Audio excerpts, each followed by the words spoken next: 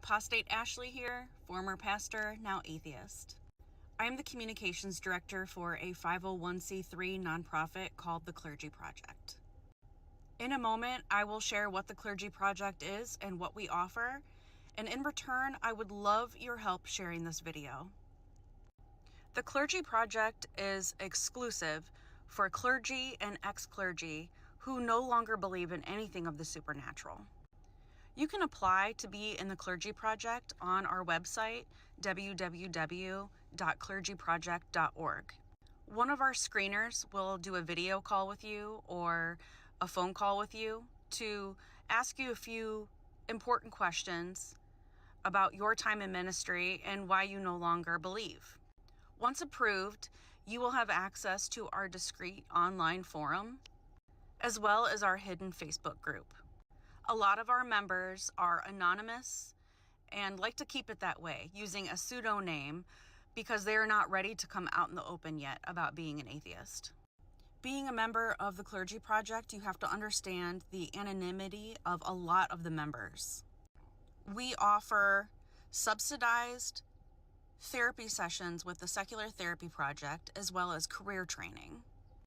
When you are clergy and your whole life is completely tied to the ministry, it can be very difficult to leave. It isn't like a normal job where you can put your 2 weeks notice in and move on to something else.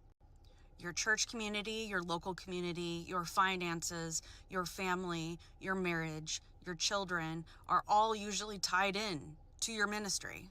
So for some, it feels impossible to leave when you no longer believe. A lot of us only know the ministry and never got any proper schooling outside of Bible college or seminary in order to be able to work in the real world in a secular environment. As a clergy member, coming out as an atheist can be extremely scary and seem almost impossible. A lot of the times it can destroy families. It can lead to divorce. It could lead to you losing your job, your finances, almost immediately. It can lead to being publicly shunned. It can lead to losing all of your friends and everyone that you've been around for many years. So any clergy or ex-clergy need to know that this nonprofit exists, that we are here to help, we're here to help you get out, and we're here to help you figure out what your next steps are.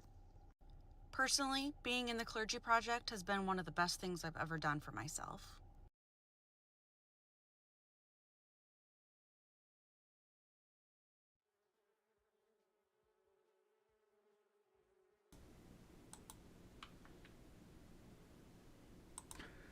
All right, good morning, my beauties and bees. It's Saturday, and it is 9:30 a.m., and it is time for Live from the Hive. Hello, and welcome to the show. That was Apostate Ashley, by the way. She is a friend of mine, so doing a little bit of promoting for the project that she works for, because she is part of the Clergy Project. Bugbot dropped the link, so if you're not familiar with it, you can go in and read details about it. It's a good service that's provided, and a good counseling group for anybody who's spent their adult life working for the church. So just keep that in mind. I want to say hello to everybody out there. We had a good turnout this morning, almost 20 people in here already, and I'm just getting started. I just want to say I got Rick here very first. A few people beat Sandy here, because Sandy was second. So it's rare to beat Sandy into one of my streams. Sandy is like a cornerstone of the Hive, but each and every one of you, is part of the Hive. So keep that in mind. Yeah, and if you want to make it official, if you want to get one of those little bees next to your little round circles with the bee on it next to your name, that's your badge, and those go up too. You can become a channel member, and it switches what insect's on there and what color it is through. Yeah, as you move along. So looking forward to seeing that growth as well. And we have Cosmic Kyle here. Cosmic Kyle makes some great little shorts about space and stuff. We got to cover more of those, Kyle. With your permission, I'd like to just maybe start doing a little section mixed in with my Hive side where we just watch one of your videos. Let me know what you think of that. Link your channel and everything. It'd be fun. Jason Jacoby, Native Atheist, Pragmatic Crystal here. Yeah, we have a lot of good people showing up. We had a lot of banter before, and Dr. Tapioca Weasel, Ryan's here, Vandalia, Mark Reed, good to see you. The famous debater, Mark Reed. One Ring 42, always happy to see you in the morning. I think I saw Greg Hartwick in here too, which, yeah, I always love it when Greg catches one of these live. Aunt Jur, hello, my friend. Sorry if I missed you too. We're just both the intro videos were a little extra long this morning, just because they're both two new ones that I wanted to put in the forefront. You know, the Pelican edit, and then the Ashley's little promo video. Yes. Let's see. Vegetative State. Yesterday I thought of you. I tried to give a dying bee some maple syrup from the tip of my finger, but it didn't help. Well, what was the temperature outside? That's probably coming into play. But it's the time of year where they're kind of, there's an overturn too. This time of year, the ones that survive the winter are elderly and dying now. So they will be dying off for the next, into early May, and then it'll be a whole new generation of bees. The only one that might still be around for the last generation will be the queen. Just the way that it's the way that nature works. Yeah. So what do we have? Okay. Just wanted to let you guys know, with the new channel memberships and the Patreon dollars, we already had enough money to do a little bit of shopping. So I do want to show you what we are getting for the Hive and what you guys are going to get to participate in before we move into the first segment of the show. So let me just pop over here. The first thing that I am purchasing is going to be the Holy Spirit board. With the Holy Spirit board, we can communicate directly with Jesus Christ. We are getting this. This is happening in the Hive, and I am bringing this to Better. So if you are going to be at Better, or if you were thinking about going to Better and this is going to change your mind, we will be doing, I will be hosting like a midnight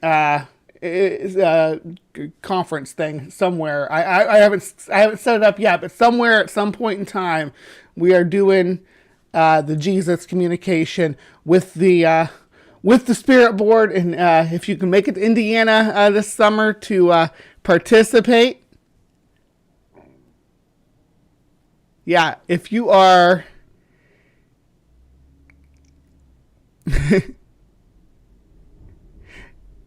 Oh, is Shane Bolowitz feeling bad? He doesn't have mostly I give everybody a spanner because I like people to be able to promote other content. There's nothing I love more than seeing, I just saw Shane. There's nothing I love more than seeing people sharing links to other people's content and making it and bridging the community. Even if it's, just pop it in there, say what it is and pop it in there, especially if it's relevant to the topic. Obviously don't spam the chat with like porn or anything like that. But I don't care if you like link your like Fansly or your OnlyFans out there if you have one. Fuck, I have one. Who doesn't?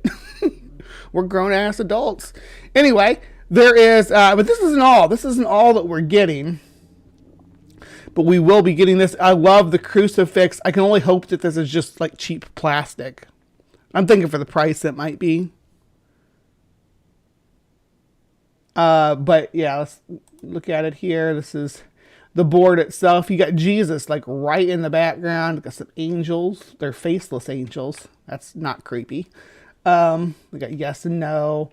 You got your ABCs, but instead of being set up like a traditional Ouija board, it goes A, B, C, D, F, and then it goes back around like this. Yeah. Anyway, that's just how it's set up. Very, very peculiar. Oh yeah, no porn. But if it's your own content, just yeah, might do an NSF thing. But yeah, we're gonna do this at Better. It's gonna be fun. All right, and the other thing that we were able to afford, because this wasn't all, this is only like 20 some dollars, so it's pretty cheap. The other thing we were able to get is we're getting some painted ladies. So these butterflies will I will let them free roam in my room in the hive here. That's the plan. I'm just going to set up a tray for them. I got I may get some flowering plants. I got a few weeks to figure it out, but I think I'm going to get some sweet flowering plants to put over there in the window area, because all my house plants went outside. So I might just get some annuals for the butterflies, and we're going to have butterflies roaming the hive. At some point, I will also probably take at least some of them and take them out and put them on the screened-in porch out back, just to be out there and enjoy them when I'm outside too. So there's going to be bugs just free-ranging in here. That's one benefit of not having my doggos here. I miss my doggos. I do. I miss them a lot, but I can at least have free-range insects in my spaces now, which is like something I love. I love having like a butterfly house. I do. It's like the most amazing thing to me. I love opening my door and there's butterflies. I just can't get enough of it. All right. But that's enough of this, because we have a show to do and we're already running behind. We're always running behind for Cryptic Corner, though. What are you guys talking about? I'm always behind on Cryptic Corner. So let's get into it. I'll see you guys over there.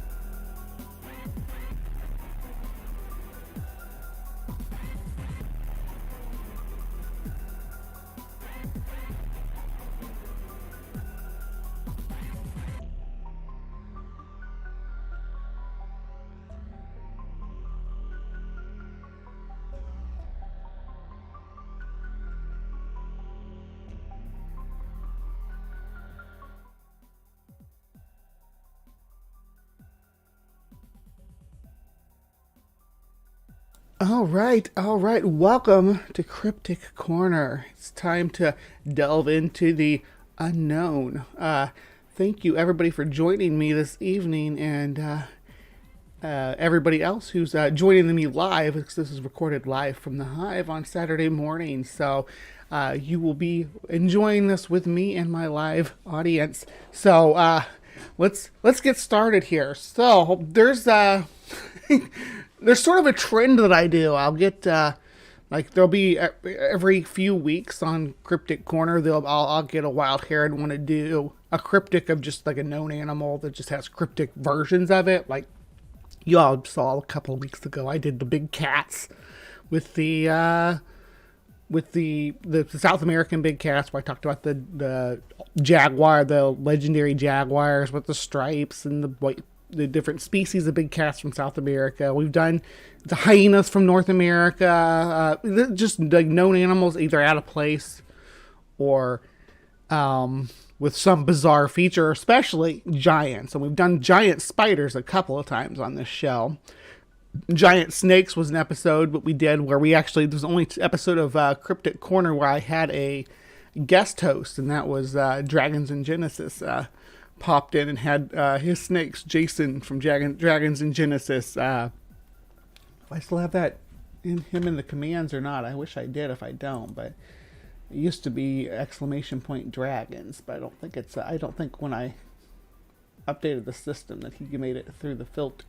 So yeah, we'll have to update that with Jason, because he's not up there on BugBots. This is BugBot up here. BugBot's got its own screen now. I brought BugBot its own screen. It's actually my TV that doubles as BugBot's screen. When I feel like it turns into my TV and I turn it around because it's facing my bed. Anyway, so today's no different, right? today is absolutely no different. We've done our cycle of ghostly stuff and aliens and all that stuff, and we're back to animals, which is a personal passion of mine. But I'm gonna make it weird for us. It's gonna start out really weird, because I'm gonna call this episode "The Frog and the Toad," because we're going to look at cryptic frog and cryptic toad today. So it's a two-parter, but frog and toad two-parter. So that's going to be fun. The first part, let's pop this up here, is going to be, it's actually in North America, and it is, hold on. It is from the great state of Ohio. This is the Frogman of Loveland, Ohio is the video, but I always grown up calling this creature the Loveland Frog. But this is like a 12-minute video. We're going to drop the lore here, okay? You guys ready? Let me know if you can hear it, because, yeah. Yeah, Society of the Supernatural. And did you see how they just used the scene from, or the opening thing from Supernatural and just slapped Society of and a similar font above it? That is great use of available free resources. I give props to these guys. I bet you all thought I was going to disparage them, but I give props to them for that. One thing I would do is I like to invert and shift colors and stuff like that when I do something like that, just to kind of make it my own, put my own artistic touch on it, at least, right? If you're using parts of other people's art, you need to alter it to a state. You can just like slap your own text over top of it. But that's just that'd be my only critique. But I appreciate using the amount of resources available. No sound. Okay, thank you for letting me know. It hasn't had any sound yet, but there hasn't been anything said. I haven't even let it play. I'm just yammering. Let's see here. So this is going to have to switch to this. Okay, there we go. That should have sound now. Well, it's late at night and we're cruising along through Loveland, Ohio. Yeah, next to the Little Miami River. That's right. Well, there was a little bit of motor sound, but no talking or anything. Right, and it's a sign. Welcome to Loveland. This is, man, this place it's such a weird story, in terms of cryptids, because we're not talking about Sasquatch or, any of the common ones. We're talking about the Frogman tonight. Yeah, it's a highly unusual tale there. It's highly unusual, and it's just a really crazy story. Now, the first part of this begins in 1955, when either a traveling businessman or salesman was driving through Loveland and reported seeing several creatures that he described as being between 3 and 4 feet tall, and they were frogs. Wow. They were having a conversation. Bipedal frogs? Apparently, they were bipedal. They were having a conversation apparently on the side of the road, and he giant frogs on the side of the road in Ohio is the story. It gets weirder though. I mean, it's gonna get weirder. Yeah, Japan has some weird cryptids too. When we do the turtle one, it's going to be this summer. It's actually going to be funny because I was talking about better earlier. It's going to be I'm going to record something live while I'm out there, because there's in Indiana, there's a lore about a giant snapping turtle called the Beast of Busco that's right there by where I'm going to be.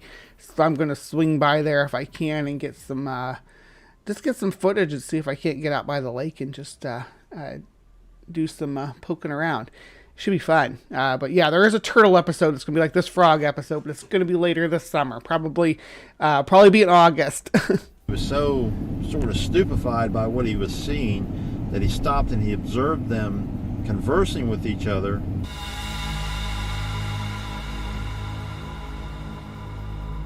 And it gets a little wacky because one of them purportedly pulled out a wand, waved it over its head, and a bunch of sparks flew off. Mark, these comments are getting totally out of hand. Whoa. Which frightened this businessman or salesman, whichever he was, and caused him to take off. And of course, he reported the incident. became known as the If you have to newt, Mark, go ahead. Loveland Frogman. Has this whole thing begins to unfold over the years. It gets even wilder by the 1970s because there's a law enforcement officer involved. Right That's now, compelling. it is. It's fast. Yes, a wand. That's what we're talking about. A wand that shoots sparks is what this frog. And this is the old folklore. This is the old folklore, like old timey folklore. It comes into the modern time. We'll get there. Fascinating. I think we're actually going to check out maybe this area where this police officer had his encounter, and we'd love to look out these look at these local legends. So, let's see what we see. Yeah, we'll pull over and check it out. Right here's the area.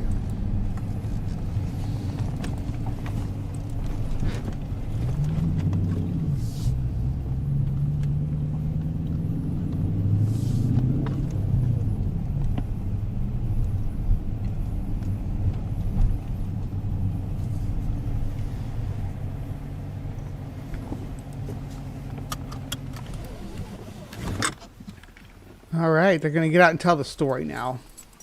About the modern story or whatever. Yes. So here we go.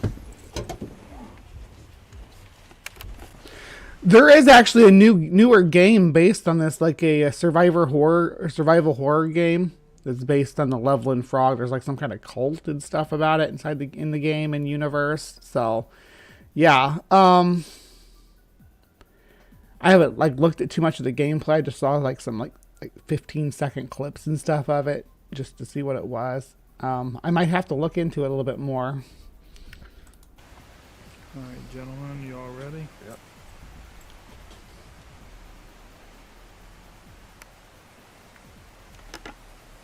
It's pretty eerie out here along the river, Dave.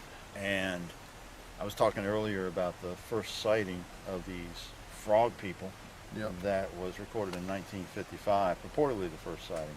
But there's an even more fascinating one that occurs in the 1970s when we fast forward.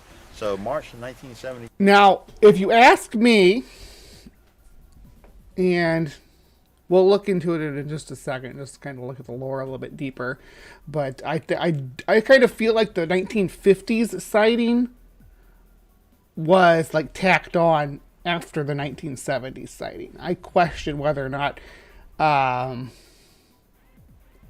that was a serious thing that happened before. But you know what? I shouldn't. I should give it the benefit of the doubt. You guys are right. I'm being too harsh on the whole lore. So we'll look. Me too. There's a police officer named Ray Shockey who's patrolling this area. Icy conditions. He's driving very slow. He's heading into Loveland when he sees in the road a creature that was crouched over like a frog.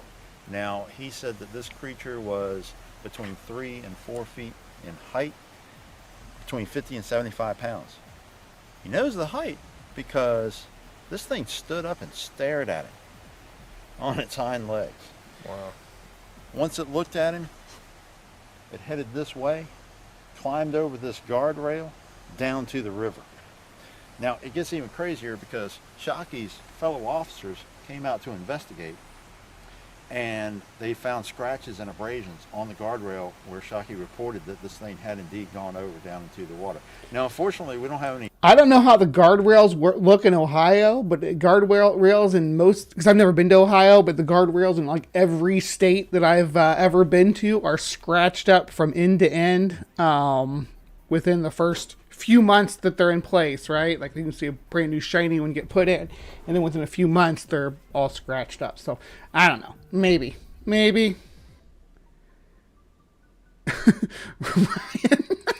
Photographs. you're squatting on the side of the road in your frog suit. She was in her frog jammies and had to cop a squat. It happens. You're traveling through Ohio at night. You don't want to stop in one of these podunk gas stations. That's terrifying, especially back in the 70s. So you cop a squat on the side of the road.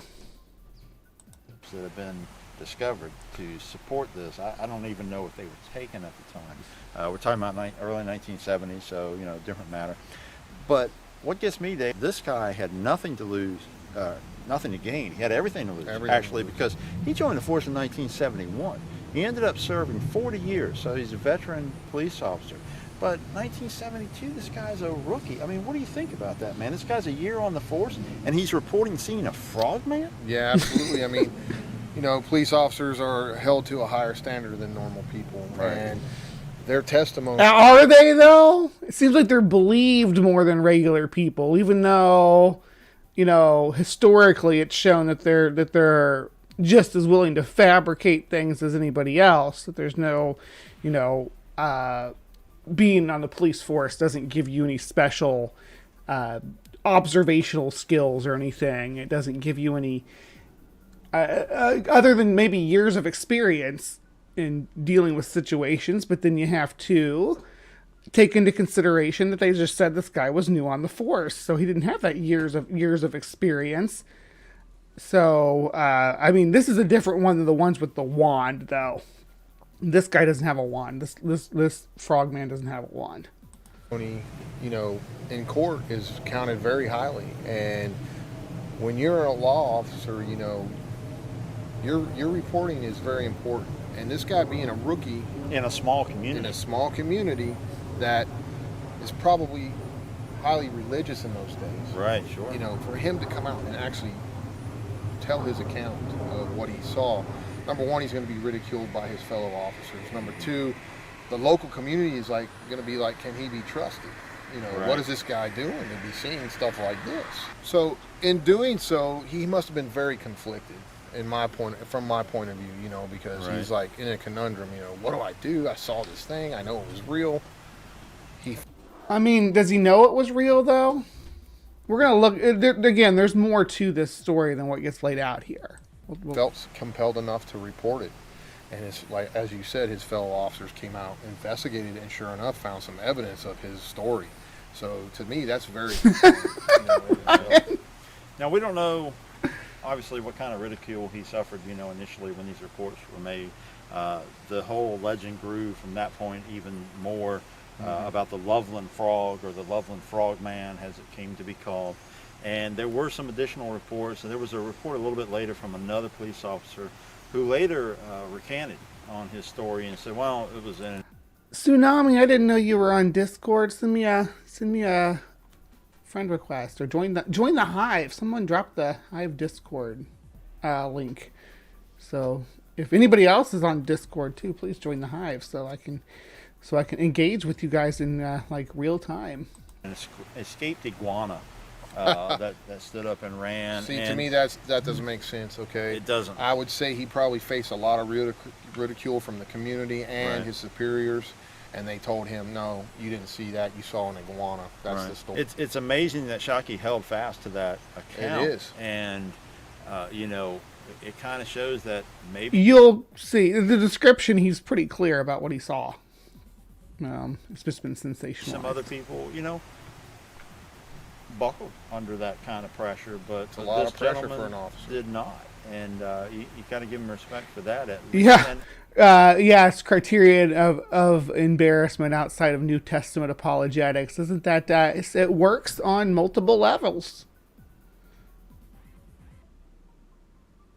Yeah, so that's the thing, Mark. It's like, which is more credible? A escaped iguana that lost its tail and was trying to run from the officer, or a alien frogman with a space wand?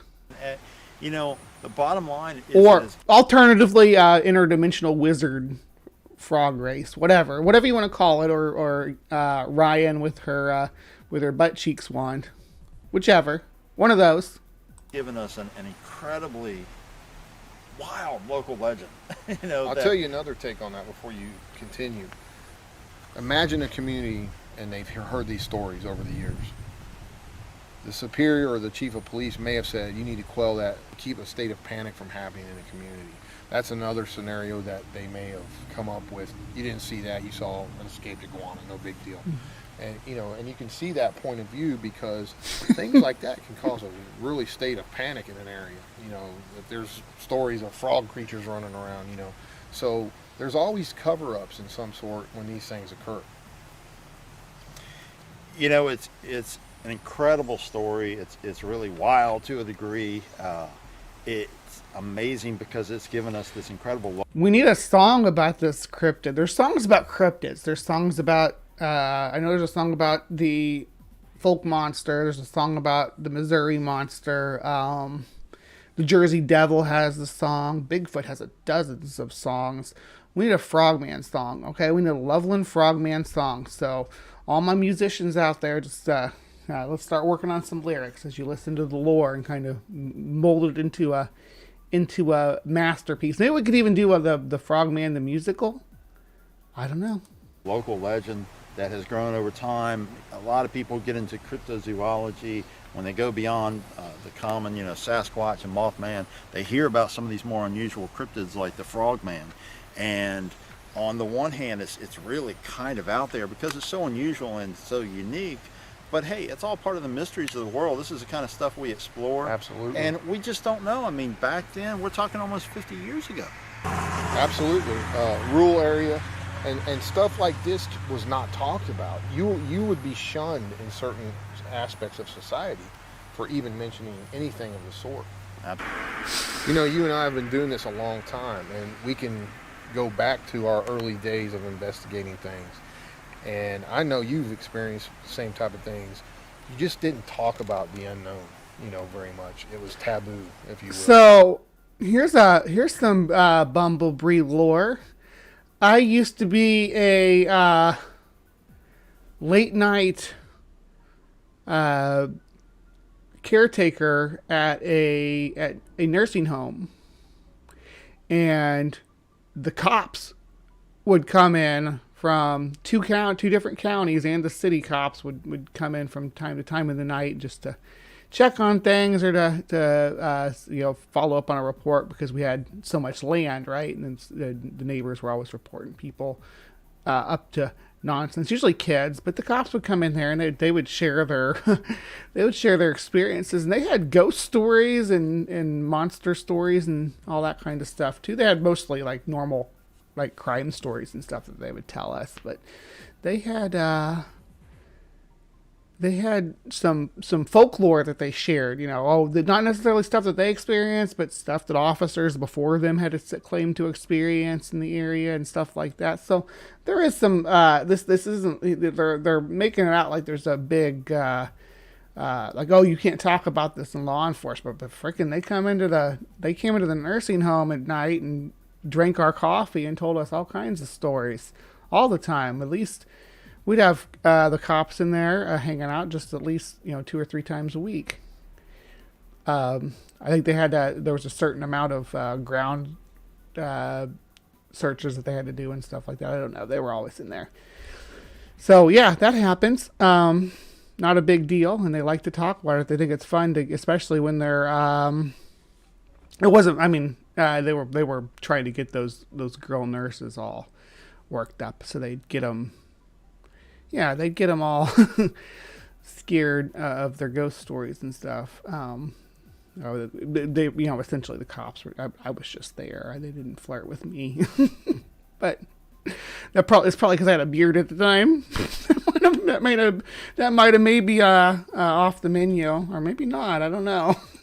And I could see that happening during those times of these reports. Oh, sure, absolutely. I mean, back when I started digging into this stuff, it actually was the 1970s, and you really had to use old school journalistic approach and find a way into the community, find a way to talk to people, and find a way to get them to open up and share their stories and accounts. And again, I give a great deal of respect to this guy for coming out with this story. I don't think it was hoax, personally. I think he was being honest with what he believes he experienced and what he saw, and it's giving. That's the key word there. What he believes he experienced. Giving us an amazing legend. I, for one, kind of want to dig in at some point and see if there's any connections to even older folklore, maybe native tales in this region, because I know the tribes in this area had a lot of strange tales, and who knows what was manifesting in this strange little area along the Miami River. Absolutely. So Dave, you know what this kind of reminds me of, this area that we're in, actually, is the whole Defiance werewolf, or Defiance Wolfman story that we recounted, because here we are. There we go, and here's another thing. A lot of these small towns will have. That's why this is why the Loveland Frog stands out. Most towns either have like something like that, like a werewolf, a Bigfoot-like creature, a wild man, or a river or lake monster, something like that, or ghosts. Almost every little town has some ghost lore. Some have UFO or alien sightings. The Mothman is they mentioned that earlier as is the big one. But there's like the what are they called, the lake or not the Flatwood monster and stuff. The weird ones, which was an owl. So was Mothman. But I digress.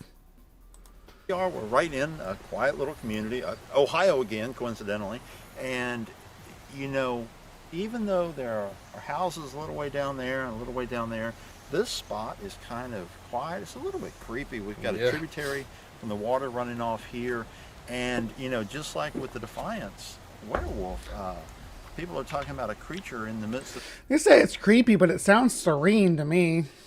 Their community that kind of came through and went, and it really makes you wonder what kind of things still lurk in our midst that people just don't see on a regular basis. Absolutely. So there is a lot of rare fauna in Ohio that you don't get to see too much. Sometimes transient bears move out that far.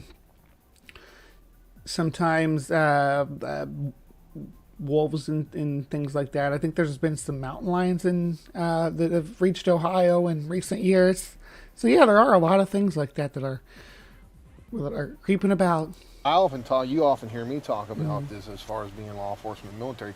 People simply do not pay attention to their surroundings. Absolutely. Something could be behind that tree watching us right now. We wouldn't even know it because it's that easy to hide. Oh my gosh, this guy is law enforcement. So I'm actually. That doesn't surprise me, though, but because, like I said, they'd come in and tell us these stories, too. It does seem like that there's a certain type of mentality like that. Like, you have to, and it was always something sinister, too. There was always like a sinister edge that they tried to spin on any of this lore, you know. It was never benign. It was never... Well, I guess that was more the EMTs. We talked to a lot of EMTs, too, obviously, because it's a nursing home. People pass away, especially in the middle of the night. And any kind of animal is very inept at, hiding and concealing themselves. And if it's any creature of intelligence, they're very adept at hiding. This is the same argument that they make about Bigfoot, right? Oh, he's just good at hiding. So we're talking about, they said, I'm not going to classify the Loveland Frog as megafauna, but Bigfoot's definitely megafauna. Hiding megafauna in Ohio is going to be problematic, right? So just keeping that in mind. And something is even as big as the Loveland Frog, which is, dog-sized or whatever, it needing to be able to sustain itself and sustain a population. It's just not feasible. But I don't know if the lore around the Loveland Frog has ever indicated that it's supposed to be a physical being, like a real creature, like what they're like a physical creature. It's supposed to like interdimensional or something like that. Is always what I understood it to be. They very much are, and or alien. Unfortunately, in this day and age, most people walk around like this with their cell phones. Absolutely, so, there's so much that gets missed, I believe, and. Again, hey, this is the kind of stuff we love to explore. Absolutely. What an opportunity to check out this, creepy little location connected to the Loveland. I don't know why you got to be complaining about people looking at their phone, because I think a lot of people are looking at their phones watching your content and mine. Oh, Dr. Tapioca Weasel's being super generous. Grab those subs, guys. Grab those channel subs. There's a whole bunch of them out there. Snag them. Get him, get him, get him. Woo! Sapir got one. Go, Sapir. Anybody else get one yet? Dr. Osiris. Yes. Yes. Good, good, good. See how the rest of the other three turn out. Welcome to the Hive. So thanks for joining us, guys, as we recounted this creepy little tale. All right. So that's the Loveland Frogman in folklore. And I just want to take a moment just to look at what they actually say. According to various legends, the creature was first sighted by a businessman or traveling salesman driving along an unnamed road late at night in 1955. This is why I think that this is ad hoc. I think that this part of the lore is ad hoc because there doesn't seem to be any depth to it at all, other than it's folklore. The 1955 sighting with the sparkly wand and all that, folklore. Here's the real sighting. This is the one that actually happened, was in the police reports. There's our iguana. I grew up with iguanas. I've mentioned this several times on the channel. I grew up, my dad was fond of letting us have lizards. He didn't like snakes, he loved lizards. So we had iguanas and anoles and bearded dragons and water dragons and all sorts of cool creatures. Night, Mark. Thanks for coming. I love that you were here for our frogs. Yeah, we just appreciate. Don't forget to hit the thumbs up, and if you aren't subscribed to Mark Reed, yeah, here you go. Bug Bottle, get on that, plug in it. Go out. Mark has debates and panels that are fun to watch and engage with. I'm on some of them. I haven't been on many lately because I've been dealing with some me stuff, some health stuff. So I've been kind of steering away from it a bit. But I'll get back in there, and you'll see more of me on Mark Reed's channel too. So check him out. Hit the subscribe button if you want to see me behaving a little bit spicier than what I do over here. All right. But yeah, the Loveland Frog Report, March 3rd, 1972 at 1 a.m. Loveland police officer Ray Shockey was driving on Riverside Drive near Totes Boot Factory in the Little Miami River when an unidentified animal scurried across the road in front of his vehicle. The animal was fully illuminated in his vehicle headlights, and he described it as 3 to 4 foot long, and about 50 to 75 pounds. And yeah, it gives them the metric, the proper measurements there that most of my American audience probably doesn't care about, but 0.9 to 1.2 meters, about a meter long, is probably how it would properly be described, and 25 to 35 kilograms. With leathery skin. He reported spotting the animal crouched like a frog before it momentarily stood erect to climb over the guardrail and back down towards the river. So it wasn't standing up the whole time. It was crouched down like Ryan pooping. It scurried. The word scurried. The 3 to 4 foot is describing length in this police report. The length of the creature, not the height. The only reason it's described with height is because it stood up to crawl over the guardrail, which iguanas do. Iguanas can actually run on their hind legs too. They can stand up and run like a basilisk lizard, especially younger ones, which this 3 to 4. My iguanas, the biggest one we had, Godzilla, she was just under 4 foot long, but she did not weigh anywhere near as much as they're describing this one, because she would have been maybe at that length, maybe 35 pounds. So about half the weight that they're talking about here, 25 to 35 pounds, I would say. Now a male iguana might be bulkier. A male iguana might have more weight to it. None of our male iguanas ever got bigger than Godzilla, though, and she was female. So, of course, our other male iguanas were different species too. She was a green iguana, and they were rhinos? I can't remember. I'll have to look back in the pictures and try to ID them. They had pet trade names at the time. We're talking 1980s, though. Anyway, so 2 weeks after the incident, a second Loveland police officer, Mark Matthews, reported seeing an unidentified animal crouched along the road in the same vicinity as Shockey's sighting. Matthews shot the animal, recovered the body, and put it in his trunk to show Officer Shockey. According to Matthews, it was a large iguana, about 3 to 3.5 feet, about a meter long, and he didn't immediately recognize it because it was missing its tail. Matthews speculated the iguana had been someone's pet that either got loose or was released when it grew too large. According to Matthews, Shockey was shown the dead iguana and confirmed that it was the animal that he had seen 2 weeks previously. Matthews recounted the incident to the author of the book about urban legends, but says the author omitted the part that confirmed the creature was an iguana rather than a frogman. Matthews also recounted the frogman story in 2016, again on WCPO Channel 9. So this is just journalists going out of their way to fabricate mythology around something more benign, right? The Loveland frog was an escaped pet.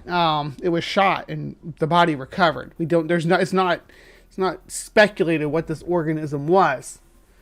Now there's conspiracies about that. Oh, this is not the same animal. The officer who reported it confirmed that the iguana, when pulled in, was the animal that was shot. So it's been confirmed. Loveland frog, not a real frog, but actually an iguana. The next creature on our list, I'm gonna let Fernando tell us about. Now, Fernando has a channel called Willem DeFalco. It was really small when I started following it, like a few hundred followers. He's a goofy guy. His name's Fernando. But he has like 36,000 subscribers now. It's wild. Go Fernando. But yeah, here's his video on the Wuhan toad, the Wunan toad. Did you spell that wrong? Is that a typo? Is it supposed to be Wuhan? Let me check that because it's, I think, the proper spelling of it. Wuhan.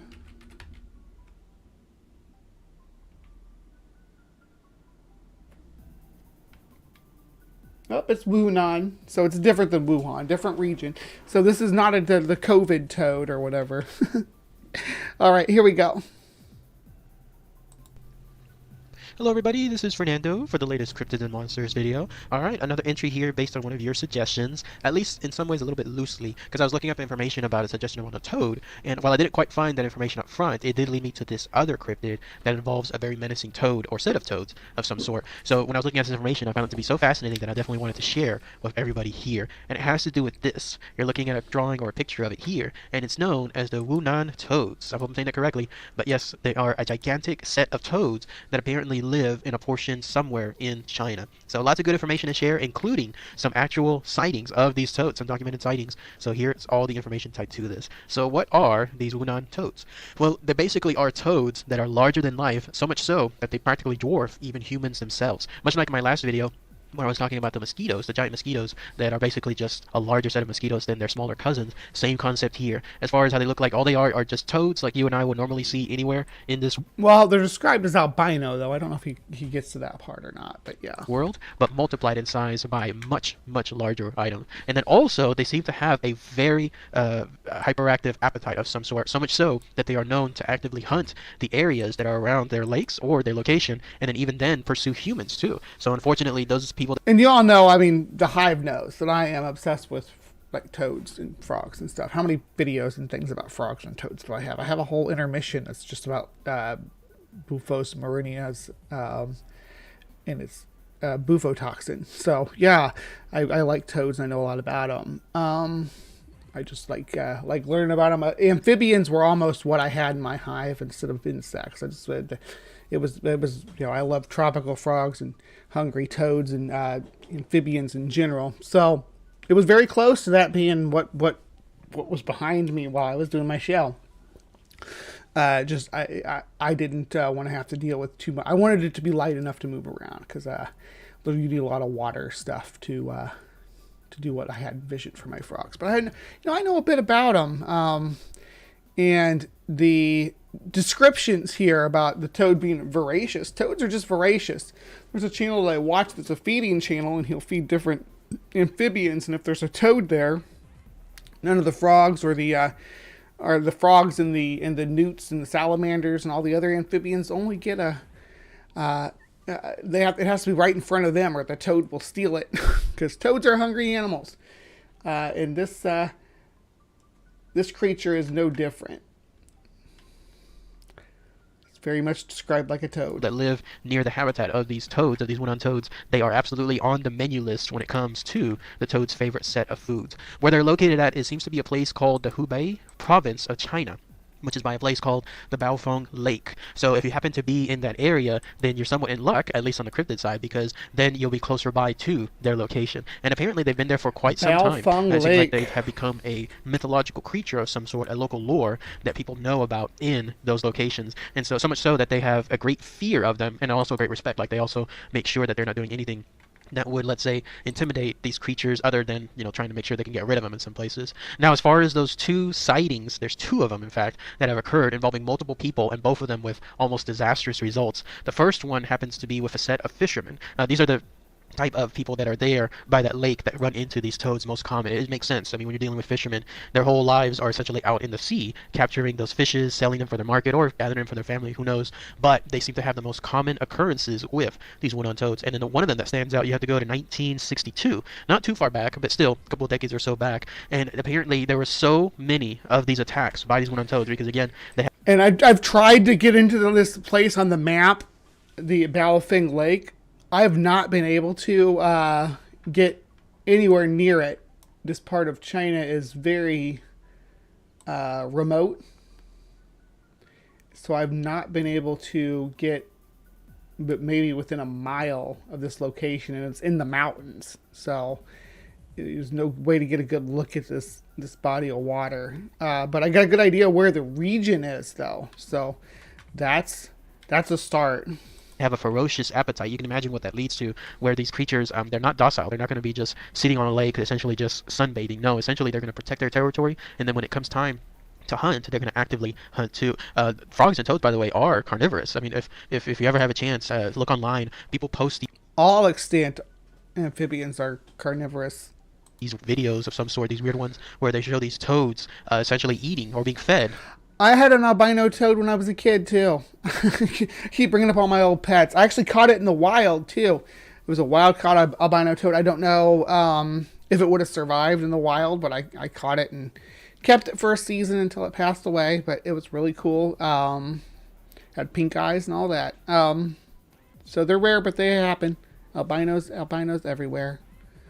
Live animals, and these toads have no qualms. They have no reservation about eating other animals. I mean, they will eat rats, they will eat grasshoppers, of course, they'll eat practically anything. As long as it can fit in their mouth, they will absolutely eat it. And the way they attack is pretty ferocious, almost like a snapping turtle of some sort. They'll just essentially lunge immediately, very, very quick speed, almost deceptive when it comes to their size and their tiny legs. You would think that something like that wouldn't move so fast, but yes, they do, and then boom. So with the with toads, there's kind of a deception about how tiny their legs are.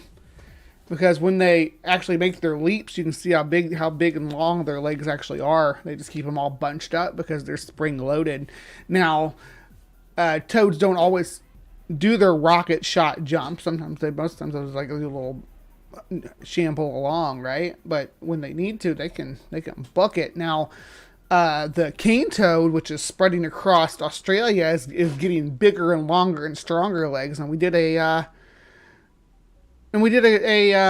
video about that just a couple of days ago.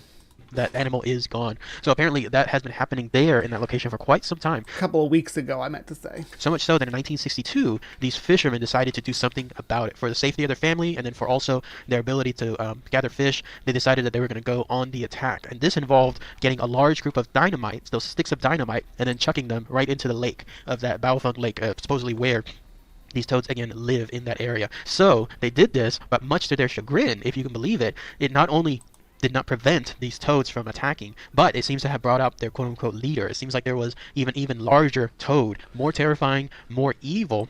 Now these teeth here are obviously not a batrachian feature, right? You don't see toads with maws full of big gold bony teeth. That's just that's not a thing. Amphibians, of course, being famous for their cartilaginous skeletons, would not have big calcified teeth like that. I like the eggs on the back in this art, but yeah, batrachian means toad-like, by the way, in case you didn't know.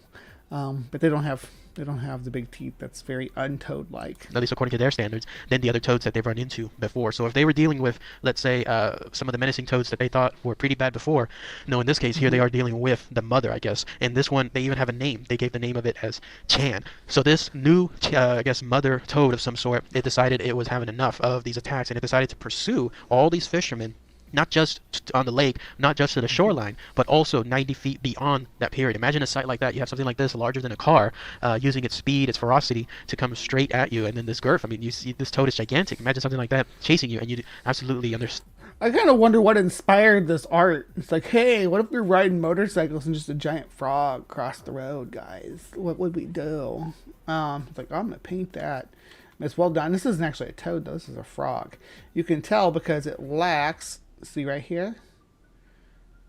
When you look at a toad, it has this big sacs behind its eyes. Those are poison glands. And there are a lot of things that are called toads that aren't toads, though. A lot of things, like some things that are called toads that aren't even amphibians. Like a horny toad is actually just it's a horned lizard. Things like that. And some things that are called frogs are called toads, and some things that are called toads are called frogs. Toads are just a subgroup of frogs, to be clear. Bufo within Anuria. But it's a specific group of specific features to actually fit and be a true toad. And they have these big glands behind their eyes that secrete poison if you... mess with them. Most all of them do, depending on the species, how it's going to affect a human. Some of it does give a peck a trip. So I wonder if we can get one of these Wunan toads and we can all lick it together as a hive bonding experience. Understand how frightened these fishermen were. No other indication whether they were able to kill any of these toads. Seems like it wasn't, but that was one of the occurrences that stood out. The other one actually happened in 1987, and it was tied to an expedition that a set of students or scientists there at Peking University On a routine expedition, and then imagine we're about to hit the greatest earthquake ever known. decided to do. And there were 9 young scientists that decided they wanted to not necessarily hunt these Wunan toads, but instead try to capture them. Tried to capture footage of them so that way they could show the world exactly the evidence tied to these enormous... Look at these. Remember when CDs used to look like this, guys, back when they were made out of stone? They didn't have the same sound quality we do today. Creatures. And so there they were. They set up camp somewhere within that lake. They brought along a lot of video cameras, I guess state-of-the-art stuff back then from the late 1980s. And cut to a little while later... Let's start a GoFundMe to send me to Wunan Lake to find these toads. You all want to do that? Let's start a fundraiser to send Bree to China to search for giant toads. By yourself. I'll document it for you. And sure enough, they started to see something near the shoreline. It was described as 3 enormous creatures slowly but surely swimming up to the scientists. And then whenever those things got closer, they were able to discern that yes, these were these toads, and they were able to see that these toads had this weird pale skin of some sort, and its mouth, which is probably its most frightening feature, they were able to estimate that it has about a 6-foot wide maw. There's another depiction of toads with big old calcified teeth that annoys me. That's alright though. I think they're supposed to just be maybe representative of mutated like palpal bumps or something like that. So absolutely gigantic. This is the kind of stuff where, again, it could swallow a person whole. And so to ensure that they could not, I guess, do anything dangerous to these toads, they sat in that boat, I guess, absolutely still, making sure that they were not attracting any attention to themselves. It didn't work because these 3 toads still came up to their location. And even then, whenever it seemed like nothing was going to happen, it was a little bit too late, at least for their camera. Because what happened next is one of these toads, not realizing that they were going to, instead of trying to obtain a human, they obtained an inanimate object, it unleashed its tongue. Imagine that, like a snatch of some sort, like an actual whiplash or See, and that's the thing about toads too. They do have tongues, but they're When it comes to toads, the tongue is a badass instrument, but it's less like a frog or even like more like a chameleon, where it's long and narrow and like snags things, and more like a giant slimy boxing glove that comes out and smacks and sticks to you and pulls you in, and then the toad's grabby little arms will shove it in his mouth. That's what they do. That's how toads do it. The description here is kind of bizarre, so it's more a snatch, a lasso of some sort. It grabbed the tripod with the camera that one of the students had, and then immediately put it back into its mouth, just quick, as a devil. Like, it's just maybe a second or so that happened. And when that occurred, everyone, of course, was freaking out with those scientists. They imagine that they just ran away at that point. But what they heard later apparently sent shivers down their spines, because once this Wunan toad realized that what it had in its mouth was not prey of any kind, it was some kind of inanimate object, that's when they heard something involving a horrendous guttural shriek from the throat of that toad. So that was the first instance, I guess, that someone would have heard such a shriek. So I would get mad if I found out if I thought I was gonna get some juicy human to eat, and then it turned out to just be a freaking camera. I'd be mad too. From them. But unfortunately, that camera, once it was lost, it also took away the footage that it was capturing of these toads. So had it survived, it would have been Well, that's unfortunate. The footage was lost because the giant toad monster ate the camera. I think that's probably the first time that I've ever heard a cryptozoologist say, I had footage of the cryptid, and then it ate my camera. I've actually never heard that before, but I love that being the reason we don't have this footage. I absolutely love that. That is cream of the crop.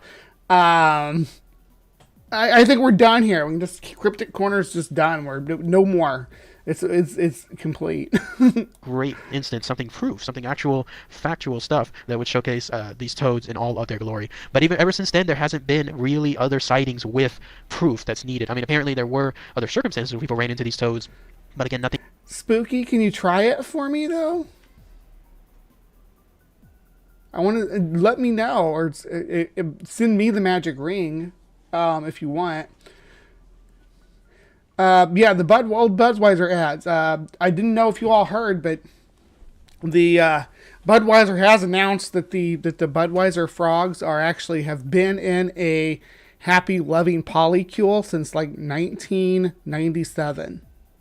So, kudos to them. I wish them nothing but continued happiness, and I appreciated their ad campaign when I was a child, and I hope that they've had lots of little tadpoles between the three of them, and poly solidarity. Thing in terms of anybody being able to capture anything on camera, anything on video, nothing along those lines. In fact, it's been said that such reports, such sightings have actually dwindled down to the point that even most recently there have been none. But still, the idea is that these toads, these Wunan toads, may still be within that Baofeng Lake there in that portion of China. So much so, again, that these creatures are part of the lore, that they're involved in a game called Alice Madness Returns. And here you're looking at a picture of one of the toads within that game. Even the character Alice describes them. Well, this one's based on a Pac-Man frog, though. The model is not really on a toad. They do fill the same ecological niche, though, so they have a lot of convergent characteristics to Bufo. Pac-Man frogs do. They have a lot of common traits because they do the same kind of job. As being one of the largest frogs that she's ever seen, but it could also be because apparently in that portion of the game, the caterpillar within the story shrinks Alice down, so it makes it seem as if these toads are larger than life. But still, it would be reminiscent of the size ratio compared to the real-life Wunan toads that someone runs into. But that's it. That's all the information truly tied to these bizarre, real-life, gigantic toads of some sort. If anyone has any more information about these menacing creatures, definitely something that if someone comes across them, it's not advised to try to get close, because again, these are carnivorous creatures. They absolutely hunt people, and then they want. Dude, I would totally love to be my fate to be eaten by a giant toad. Do not take that away from me. If I see a Wunan toad, I'm freaking jumping on that sucker. I don't care if it eats me. I'm either going to pull it out of the lake or it's going to pull me into the lake. But if I ever see any cryptid, you guys can count on the fact that I will not run from it. I will not. No, there's no cryptid that I will turn tail and run from. I promise you. If I see one in real time, I will not. I will have my camera out and I will not run, because the last thing I'm afraid of is dying. And if I could die proving that that a cryptid existed, same goes with ghosts or aliens or any of that. I run towards that stuff when everybody else is running the other way. That's just my nature. It's always been that way. When someone tells me, "Oh, you should have seen this house that was we drove past. It was so haunted." I hear this story and that story about it. I'm like, we need to go to that house now. That was always my position. So that's just me. But what did you guys think of our giant toad monster and our frogman? Was this a good show? You like this format? Do you like this direction where we take like a couple of different cryptids that may have just one or two sightings, but in the same clade, or would fall under the same group of animals, and just kind of covering little ones together like this? Because I have a whole bunch of these where it's just not enough for a whole episode, but if I combine this sighting from here and that sighting from there of a different but similar creature, then I can make whole shows out of it. So I hope that this is what you were looking for when you come to Cryptic Corner, because this is the kind of content that I like to make. So with that in mind, to all my lovely swarm out there watching this Friday night on Cryptic Corner, thank you so much for joining us. Please remember to be kind and take care, and we will see you next time. And to everybody watching this live, please don't leave. Please stick around. We got CreationWatch coming up here in just a moment. CreationWatch will be, if you don't worry, we are not done with monsters. The monster frogs and toads are just the tip of the iceberg this morning. I promise. So stick around for CreationWatch coming at you in just a couple of minutes. And in the meantime, please enjoy this content in these upcoming community ads. I think this is the first time I ever engaged you was to ask if you were going to talk about this in one of your debates, is the Cambrian explosion and the misrepresentation.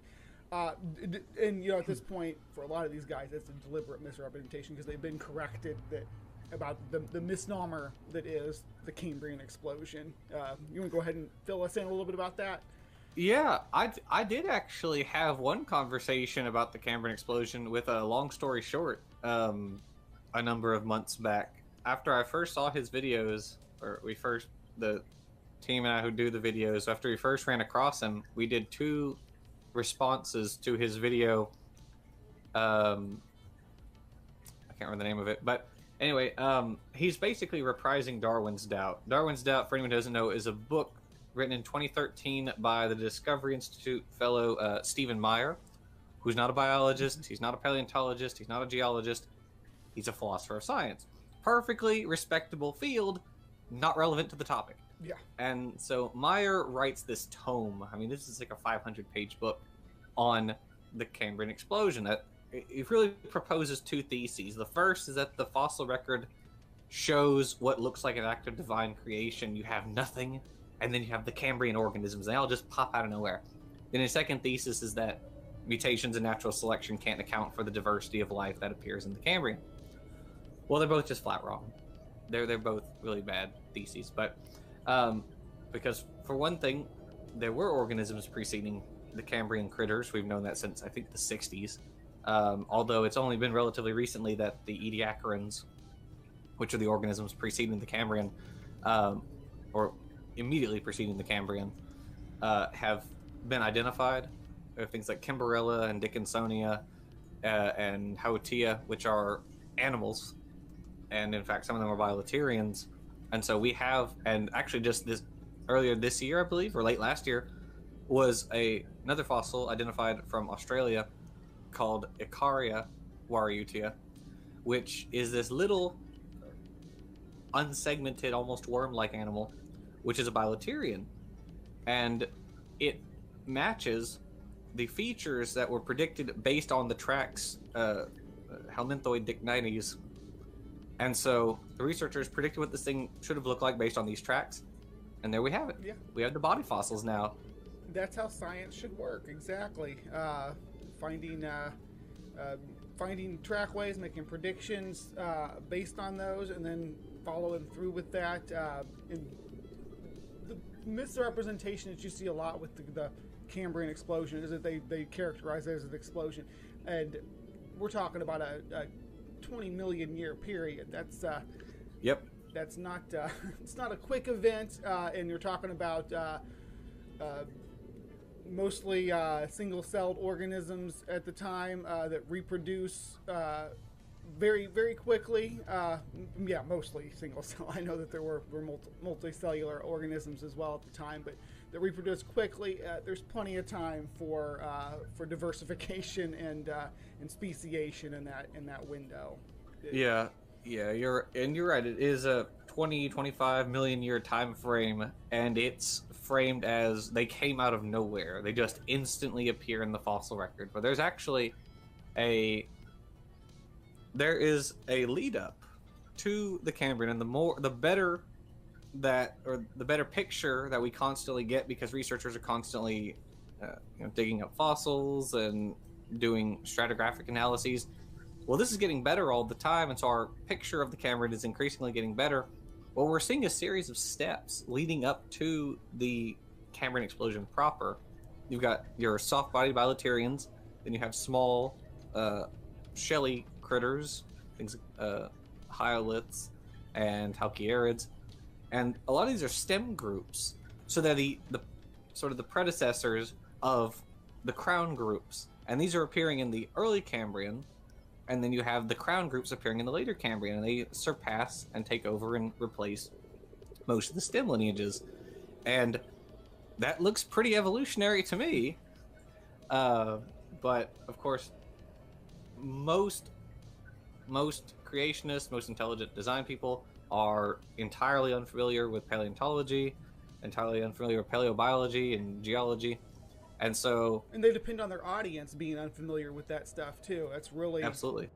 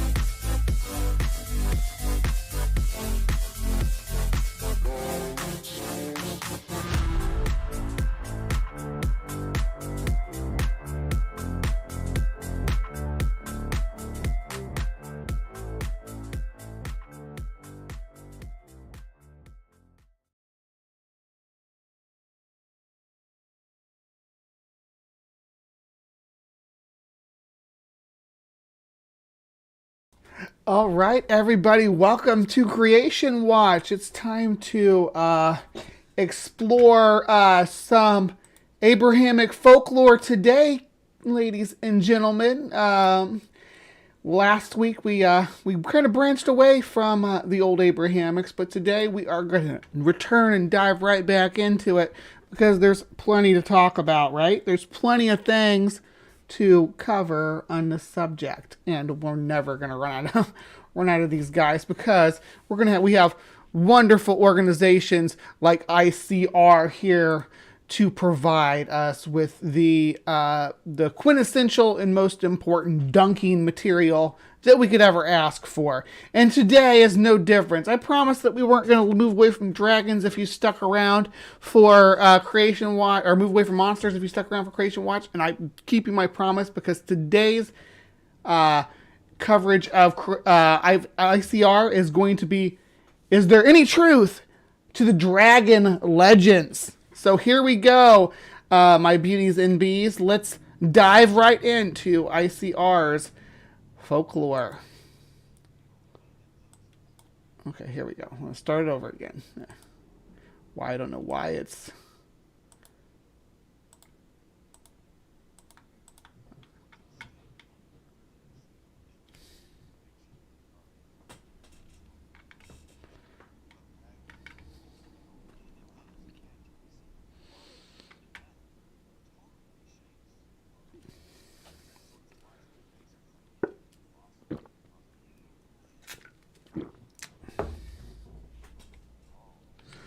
Oh, shoot. Y'all can't even hear it yet. Let me see. Why you gotta be like that? Just fix it on every screen, I swear to Pete. Just fix it on every screen. Let's do that. What's at stake there is, good freaking if God. we see depictions and carvings and whatnot and historical written descriptions of dragons and they end up being real, and if those match what we see from fossils, then that totally reshapes our view of history. That sort of flies in the face of this idea that the fossils were deposited millions of years before humans supposedly evolved, and instead it brings these dinosaurs right into mixing with humans in human history. Right. Now that's just anathema to the secular mind to even think in those terms, which is why they don't look at the evidence that we're talking about today. Because why examine evidence that refutes the way you believe about the past? So this guy's going to teach us why dragons are real. Are you guys ready? Because after this, we're all going to be like dragon believers. And from dragon believers, it's only one step away from unicorns, because that's biblical.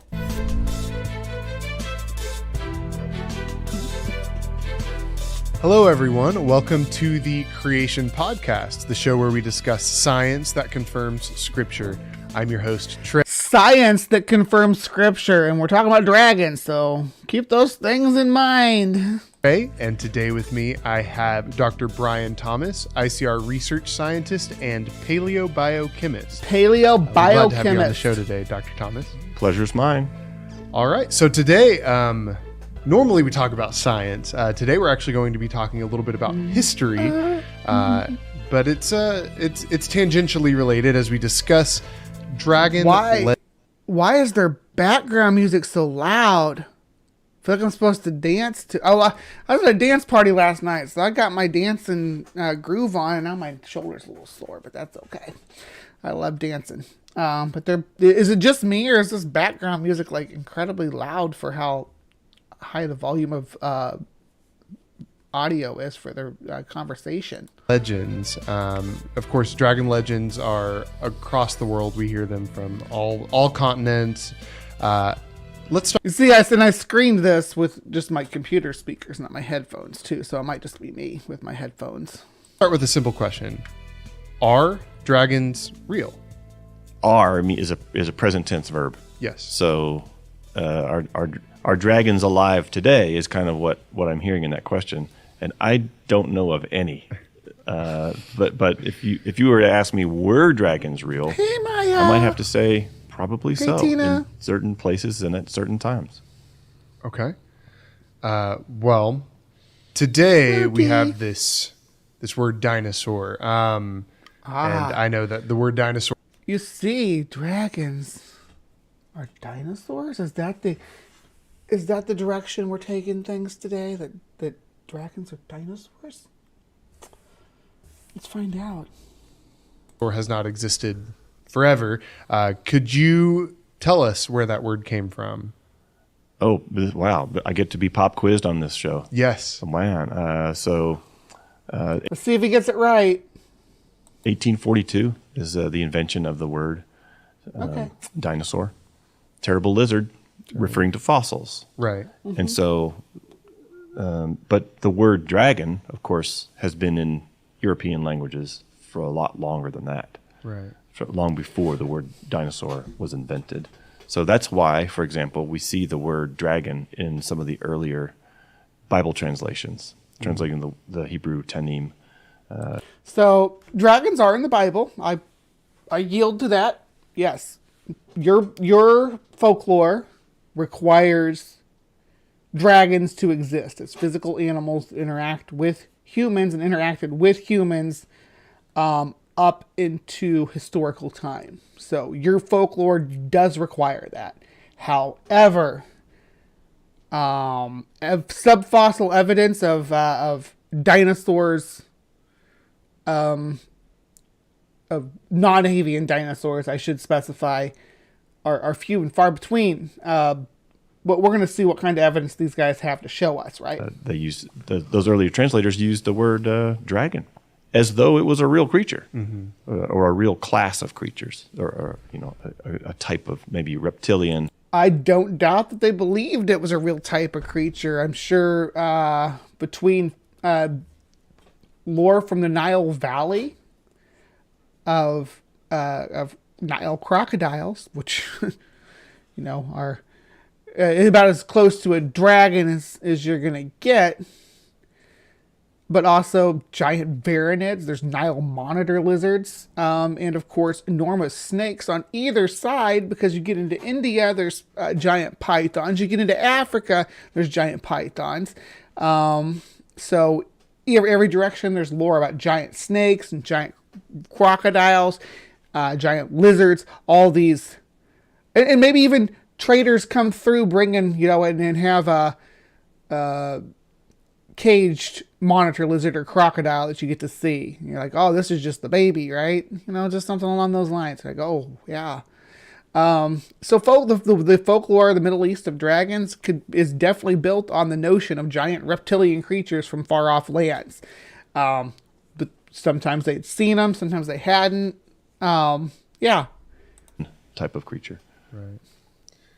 And so what we see here when we talk about dragons is they couldn't have used a word that they didn't have, right? Oh, so if someone were to say,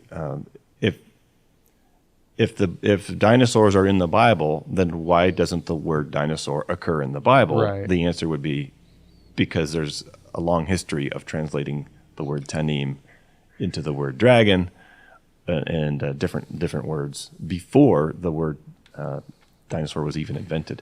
But if I were to translate the Bible, I might insert. Well, sometimes they translate it as like wild things or creatures of the wild or something like that. Am I mistaken? Or maybe it's cockatrice that they translate it to in some versions of the Bible. The word dinosaur in a few places. Right. Yeah. Okay. Awesome. And I know that we live in a world where the fantasy genre is rampant, and we see dragons in all sorts of movies and books and TV shows. And so if you're telling me that dragons were real in certain places and in certain times, I guess my next question to you would be, do those dragons line up with the dragons that we see today in media? Oh, the historical dragons? Yes. In other words, what Historical dragons. The historical dragons, not the fictional ones, the historical ones, you guys. Got to differentiate that. creatures were our ancestors referring to when they used the word dragon? Right. And do those creatures, match sort of what we see in movies and kids Right. shows? And I'd say no, doesn't match. Right. But that's based on information about what our ancestors were looking at. Well, usually even modern kids shows are based on some version of mythology, right? Of folklore. There's different types of dragons, though. Dragon is a very broad term, and we apply it to a lot of different things that may or may not be related in folklore. they're going to talk about that a little bit here too, and I get to pare it down because they make a lot of inferences that this is the same phenomena, and it's just not the way that these creatures are depicted, and who they decide that they're going to loop in under dragon. Where do we get that information? Well, they drew pictures. Right. They carved images of what they were of what possibly they were looking at. So, and they actually wrote descriptions of what they saw and witnessed.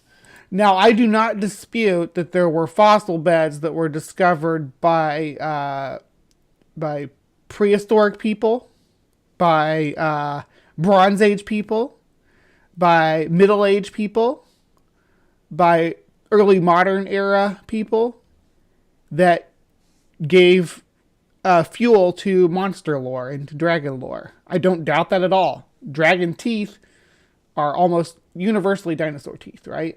Or teeth of some other prehistoric large animal. I've seen Gigantopithecus teeth even be referred to as dragon teeth. And so those are the records that we go to. That's why we're interested in this type of history, is because there's something to look at that gives us, they say a picture is worth 1,000 words. Right. There are pictures to see. Yeah, people found fossils and didn't know what to make of them. Sure, I'm with you. I don't disagree here, and decided to reconstruct what they thought these creatures looked like in life, in their art. See. Now, when we do this, you have to be careful, because it turns out that most of the depictions, whether it's carvings or drawings, or we call it text illuminations, which is like drawing inside of a book. Most of the depictions of what we might call, or they might have called, a dragon, don't match anything we know from fossils.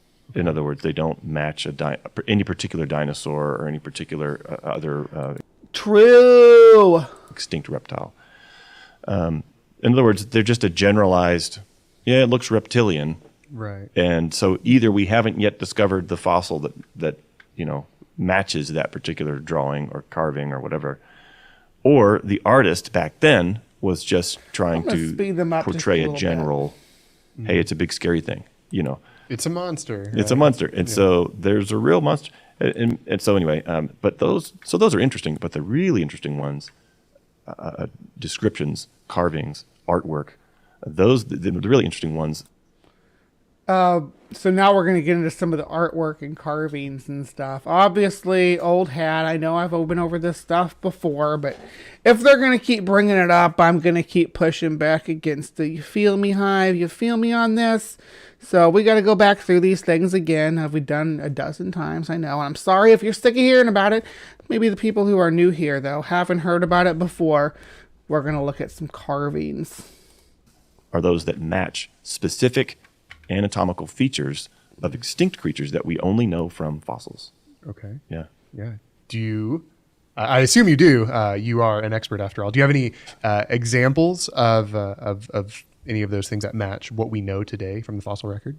Well, I'm not an expert in the technical sense, but I've just been reading up, like you have an interest. I'm an expert because I'm a cryptozoologist, guys. So let me step in here and have my way with your dragon lore. Let Mama show you how it's done. In this topic. Yes. So because I am a nerd. Dragons are awesome. Yeah. so I am a nerd and dragons are awesome. That's why I keep talking about them too, babe. I get it. So fire-breathing, flying dragons, I don't see any historical evidence of that. In the little kid shows, they have this big fat dragon with teeny tiny wings. Well, that's not anatomically responsible. Wouldn't be able to fly anyway, right? You leave Ord alone. Right. Yeah. So that's not what we're talking about when we say the word dragon. So let's just say for the rest of this episode, when we use the word dragon, we're referring to an actual animal. Yes. I'll get all Zack and Wheezy on you. That once interacted with our ancestors and that they came up with a word for it. Sure. Yeah. And by the way, like you said, every culture around the globe, you said every continent, but it's hundreds of cultures. Mm-hmm. And each of these cultures, each language has its own word for big, scary reptilian monster. No, they don't. And you're making it up. And you're making it up because they have chimeras. Sometimes it's just the word monster. Of course, dragon, but in China, it's the word long. And they have, Which is nothing like a dragon, along has feathers like a bird. Its body's kind of serpentine, but more based on an oarfish. And its face is kind of horse-like, or maybe like a dog, but it's definitely a chimera of different features, not a dragon. All right, I put that in song for some reason. I don't know why. so they have a word for dragon, in all different, even the North American, Native American languages. They all have words that For snakes and serpents, for lizards, for alligators, for crocodiles, for other beasts of the wild. But do they have a word for dragon? Or do they have a word for something that you're pretending is a dragon? Let's find out. So why do you have a word to describe a thing if it's not really a thing to describe? Right. it's all over the place. It's How all did over. everyone just randomly come up with this fictional creature to insert into its own history, right? Right. And I guess if I can just sort of zoom out real quick, what's at stake is if we see depictions and carvings and whatnot and historical written descriptions of dragons and they end up being real, and if those match what we see from fossils, then that totally reshapes our view of history. But you just said they don't match what we see from fossils. You just said that. The horse face thing has always weirded me out. About a long, longs look weird. They are weird looking. They're supposed to be weird looking chimera, but only we call them dragons as colonizers, the Westerners. We're like, oh yeah, that's a dragon. To them, it's something totally different. It's a spiritual, elemental creature that, like a god. Not really a god though, but like an ancient entity or force of the universe or whatever it's supposed to be in Chinese folk tradition. But it's not a dragon. It's not a big monster. That's just colonizer language. Right. So that And I say that I'm a colonizer, right? I am. I come from a long line of colonizers. I'm living on colonized land right now, and I say that recognizing that that's the case. But we need to keep things in perspective for this matter, especially when it comes to Native American people, because they had mostly like feathered serpents and things like that, which again are chimeras. In Australia, the natives there had rainbow serpents. That's what they're all trying to tie together as dragons in this narrative, and it's just not the case. that sort of flies in the face of this idea that the fossils were deposited millions of years before humans supposedly evolved, and instead it brings these dinosaurs up right into mixing with humans in human history. Right. Now that's just anathema to the secular mind to even think in those terms. Dr. Tapioca Weasels asks about breathing fire, and I imagine if they bring it up, we're also going to see pictures of a bombardier beetle, and I'll have to point everybody to Tony Reed's wonderful video on bombardier beetles that I did do a little coverage on. So, which is why they don't look at the evidence that we're talking about today. Because why examine evidence that refutes the way you believe about the past? Because we all know that dinosaurs/dragons lived millions of years ago. There's no way that they encountered humans, right? Well, yeah, so... Yeah, because humans didn't live millions of years ago. Humans have only been around somewhere between 300 and 200 million years ago by the last estimate that I'm aware of. Of course, I'm willing to be corrected on those dates, but it was definitely not millions of years ago. The genus Homo may be millions of years old, if you want to consider that human. Well, we're going to have to unpack that with ICR, because I think there's a few things that they might disagree with me on when it comes to what falls into the genus Homo and what we should consider part of the human race. Now, when it comes to dragons, we're talking a whole nother ballgame. So that's sort of a circular argument. They can't be actual dinosaurs that they drew, because dinosaurs had been long extinct. Right. Well, wait a minute. Let's clarify again. Non-avian dinosaurs have been long extinct. There are still dinosaurs around today, theropods. Quite a few of them, and they're pretty diverse, and I eat them on occasion. I think you probably do too. So I think that saying dinosaurs are extinct millions of years, we need to be clear on our terminology there. But the non-avian dinosaurs definitely disappear from the fossil record at somewhere between 66 and or 66.5 and 65 million years ago or so. Somewhere in that little window of time. There's a line that says no more dinosaurs above this line. All the dinosaurs are below it. And And that's what it shows. So if you're refuting that iridium layer and what it means, I'd like your explanation of what laid down that division. Look at the evidence before dismissing it. See what the evidence actually shows. Because what it shows is, okay, so for example, we went to Carlisle Cathedral in the north of England. Mm-hmm. And in the floor of the cathedral is a rug. And if you ask, like my wife did very nicely, if you ask the rector can you please move this rug so we can look at Bishop Bell's tomb in the floor? They buried their bishops in the floor of the cathedrals. I don't know why. This is different culture. A little odd. But yeah. So if you do that, you can look at the beautiful brass artwork that decorated his tomb, under the floor there. And it's got a brass, it's really tiny, like a 1-inch thick brass band. Mm-hmm. It's like a rectangular shape that wraps around his tomb area. And along that long, skinny brass band, you've got carving, just carved in brass.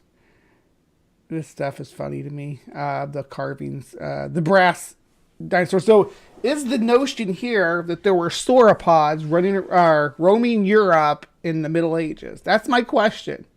I want to explore that. And you've got creatures that look familiar, like a pheasant, an eel, just regular, a fox, regular plants and animals, mostly animals. But then there's two creatures that are with long necks, and those necks are intertwined. And in fact, their legs go straight down. And I mean, they look like sauropod dinosaurs. Right. I mean, you look at them. You could take these images right off of this. It was made in like 1406, so way before the word dinosaur was ever invented, and even before the King James version of the Bible was translated. This is really old. It's medieval, but you could take these images and plop them onto a children's book on dinosaurs, and just turn the page like it was meant to be there. So Again, Northern England. I don't want to stress this I want to stress this as much as I can. This is in Northern England. And this is depicting animals that would have been foreign, as he said, peacocks and things like that. Things that they would not have had a good depiction of, except for maybe a menageries, right? So there's a few animals that do some neck wrestling that could be depicted here. And hold on. Let me see. Oh, spitting image. That's how spitting the image is. Have a spitting image of a dinosaur, sauropod. So sauropods were dinosaurs shaped like. I'm quizzing you here. Oh man, which ones were these? Long necks. These are long necks. Yes. Yeah. So it looks like two long necks intertwined, long tails, and then so we saw, and I'm noticing that one of the tails of these two. Hold on. Let's look at this for a second here. So he's about to talk about this one having tail spikes, or alleging that it has tail spikes. But we're missing. I have no structure on the head. It's been worn away on both creatures. They do have long tails. They do have cloven hooves. Okay, that's an important feature to keep in mind. So these are artiodactyls, I would say. They have cloven hooves. They're neck wrestling. I want to say ridiculously bad camels. Again, this is depicting creatures from menagerie. Like he said, they had peacocks and things like that.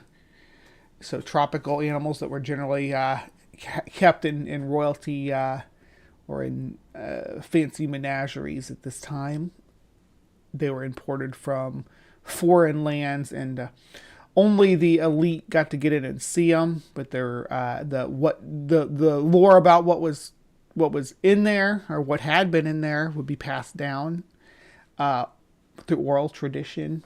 And the depiction of camels often suffers from people in Northern Europe trying to depict them. Even people in the Mediterranean, as the Bruegel's Suicide of Saul painting will often lend itself to the notion that there were sauropods in the northern part of Europe in the Middle Ages. It's a weird flex, right? It's a weird flex. Long neck. Yeah, these and there's some tree stars over here. See them? Or underneath, you can't see them because they're behind the wall of text, but there's tree stars behind there if you need one. What looked like maybe fighting sauropods. One of the tip of the tail, it's got bumps, and you can count them. Now, this has been walked on for hundreds of years before they covered it with a rug to protect it. It looks to me like its tail is more like forked than anyway. Yeah. Right. So all that tromping has worn down some of the etching of it. So, but it's easy to reconstruct. And to get a full picture of what looked like two sauropods. It looked like that to me anyways. Well, the tail's got 4 little spikes on it. Because he's not an expert, though, in the traditional... What is it? Hold on, Maya shared it again. What did you say, sweetie? I'm not an expert in the technical sense. So, yeah, he's not an expert, but it looked like it to him. So I thought to myself, are there examples in the fossil world of sauropod dinosaurs with tail spikes on the end of the long, skinny sauropod tail? And sure enough, in the 1990s, paleontologists uncovered Shunosaurus. For example, that's just one example. And it turns out that Shunosaurus had 4 tail spikes. And how many tail spikes did this one have in Carlisle Cathedral? 4. Count them, 4. Yeah. So these are the kinds of anatomical details that suggest maybe they had firsthand knowledge, or maybe It sure would be awkward if oh, hold on just a second. secondhand knowledge of some of the creatures that they were carving. Right. That's one example that really piques our interest. And it's interesting to me that they knew of this in the 1400s, and then in the 1900s, late 1900s, we find evidence that. Yeah, I'm just gonna say it'd be awkward if I just wanted to make sure I had the location right. If Shunosaurus lived on the other side of the planet from the UK, right? From the British Islands, that'd be awful awkward. Did they import them from China? Did they import these giant sauropods from China? Let's see how big is this guy? 36 foot long. 3 metric tons, and you're telling me they transported it from China to the UK. What kind of boat did they put that sucker on? Corroborates what we already see back here, but then in the scientific community, that connection is just kind of ignored. What's going on there? Well, over the course of centuries, you lose that knowledge, you lose the information. Yeah. So in other words, Grandpa saw a dragon. Well, then the next generation comes about. Well, I haven't seen a dragon. So great grandpa, we heard that he said that he saw a dragon, and then by the time you get to the 5th generation, it's like whatever. Yeah. Who cares? Well, it's probably more like when Grandpa was traveling in North Africa, he saw a big reptile in the water. When Grandpa was traveling in Northern Africa, he saw this giant reptile. When Grandpa was in Africa, he saw dragons. Did you know there's dragons that still exist in the far reaches of the world? That's how that works. I don't even know who that is anymore. Yeah, who is that? Who even is that? I mean, who knows anything about? So unless you have it recorded in some way, you're going to lose that information in successive generations, which, by the way, is why we have the Bible, which has transcended all the generations. And so we have an accurate record in the Scripture itself of where we came from. And we have accurate record in the Scripture of where we came from.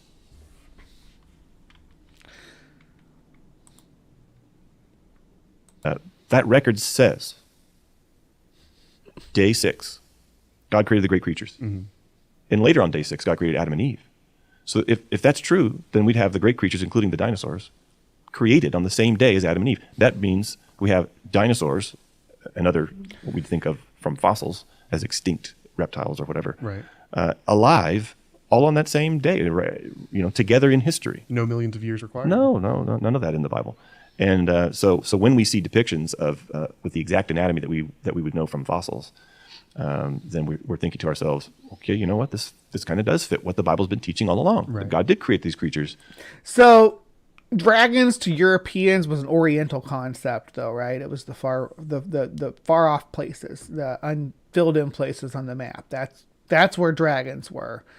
So, Africa was just an Oriental place, same as Asia. In the Middle East, the all of that to Europeans after the fall of Rome was just the Orient, just far off, and I shouldn't say to everybody, but I guess to the notion of wildlife, not to like politics and stuff. I'm sure that they were aware of trades with their neighbors and stuff, and that's exactly where these notions came from, right? Again, you don't have a full-size dragon, but you got people telling you there's full-size dragons, and they also got all these other weird creatures that you've never seen before. So you're like, sure, there's these, you see like a zebra striped, or a giraffe, and you're like, okay, these are weird looking creatures. These are striped horses and big giant spotted cow things and with long giant necks. Sure, if these exist, then why couldn't dragons exist too? So, traveler's tales. All the great creatures, in the beginning, alongside mankind, humankind, if you want to put it that way. Mm-hmm. And so that's what we see in some of this artwork. Okay, another one. Yeah. So years after that, I was able to go to Wales, and in Wales there's a place called St. David's Cathedral. Here we go, Welsh dragons. But this time I was looking at what they call a misericord, and it's a carving on the bottom of a flip-up bench. So the priest would stand for hours, and so they'd have these like little benches that they could flip down. They were on a hinge, and they could sort of lean their rear ends on these little benches as they're sort of lean/standing/leaning/ not quite sitting.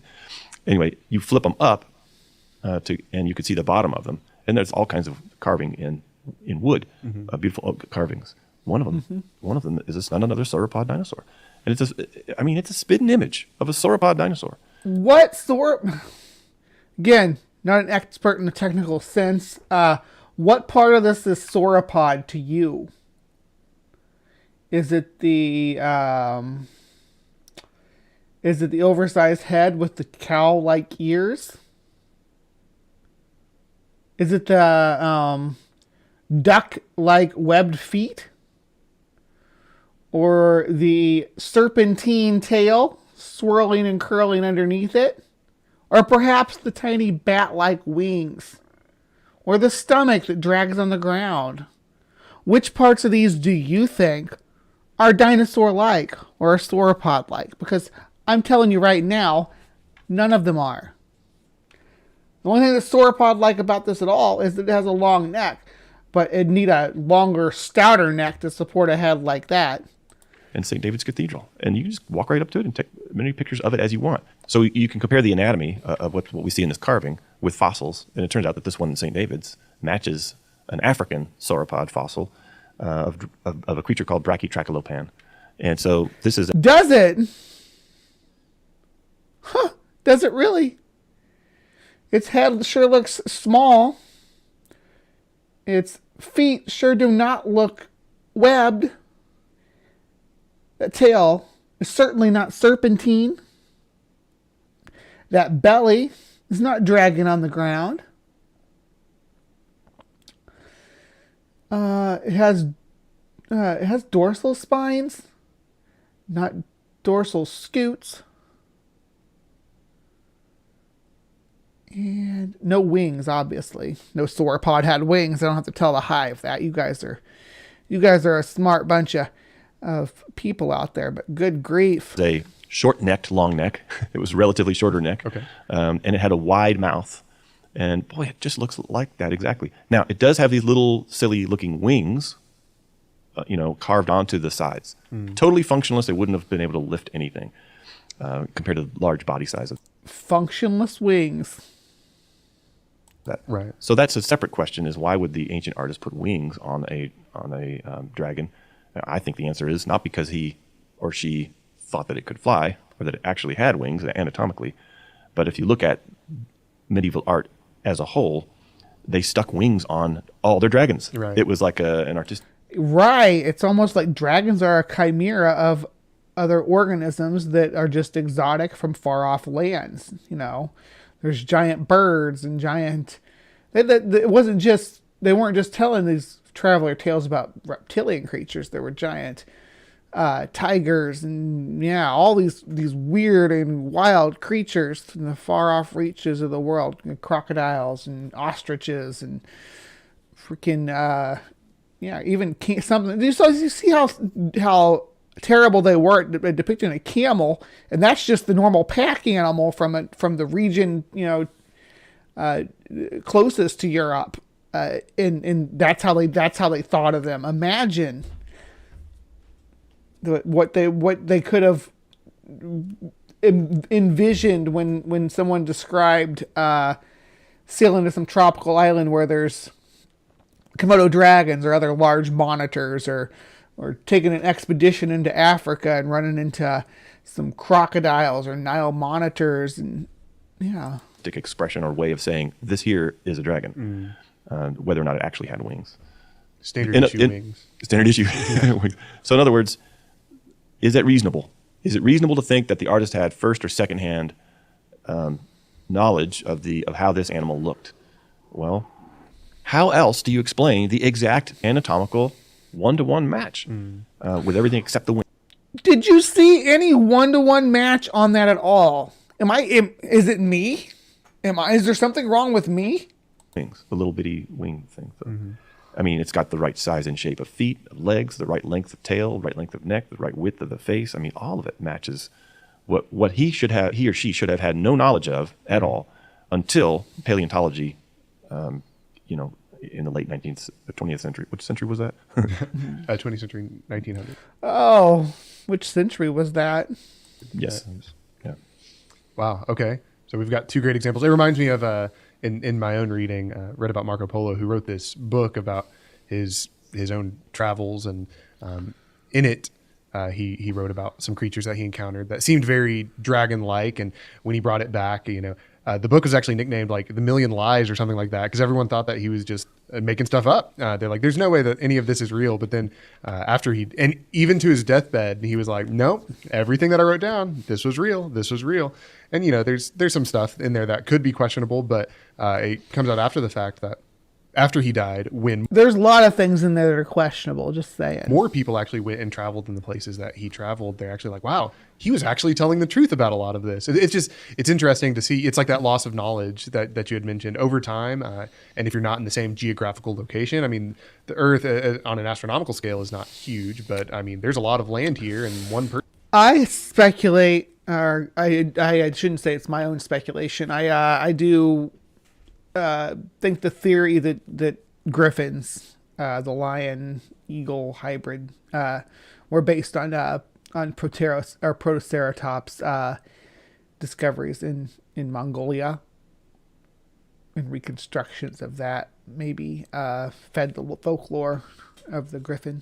Person back then couldn't travel everywhere and see all the things that there were to see. So right, yeah, that's interesting that you've read that and studied that. Yeah. So he encountered what they would have called in China back then a long, and maybe that's why it's depicted on the Chinese zodiac, their calendar, even to this day. Right. And the calendar is several millennia old, and it's got a chicken, the year of the rat, the year of the tiger, the year of this, and then one of them is the year of the long. So why would you have a calendar system that has a series of known animals, and then you throw in a fictional animal that's like...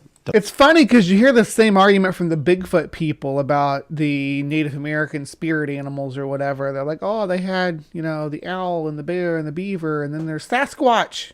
So that means it's real because they depict it with the rest of the real animals that we know exist. It's like, but we don't, and that's a problem. That's, again, colonizer mind, because we classify animals, scientifically now, but these people groups didn't have to, and they didn't. They're different, like black bears, for instance, in North America. The cinnamon-colored ones and the black ones and the brown ones. We know that those are all the same species and interbreed now, but at the time they were different bears. That this bear was this bear, and that bear was that bear, and they were different. That's the way that they looked at creatures and animals and differentiated them. They had their own classification systems. Again, something we covered when we talked about the Amazonian big cats, because what color morph the jaguars and cougars came in would change what the natives would identify them as. So it's just our colonizer brains that say, hey, we gotta break that down and say, hey, okay, so they weren't classifying these scientifically, they were classifying them visually or even behaviorally, doesn't match at all the theme. Right. Instead, it looks like, if we're keeping with the theme of animals, that the long would have been an animal alive at that time when the calendar was created. Or But the way the long is described, that was never anything like a physical creature, right? It's not an animal. The long is not an animal. It's a spiritual thing. a sauropod alive at the time when St. David's, misericords were carved, or alive at that time when... And there's no depiction of a long that looks like a sauropod either. Bishop Bell was interred in the floor of the cathedral. So we have these examples. I guess the question remains is, so if they did exist, if dragons were real, what happened between then and now? Where did they go?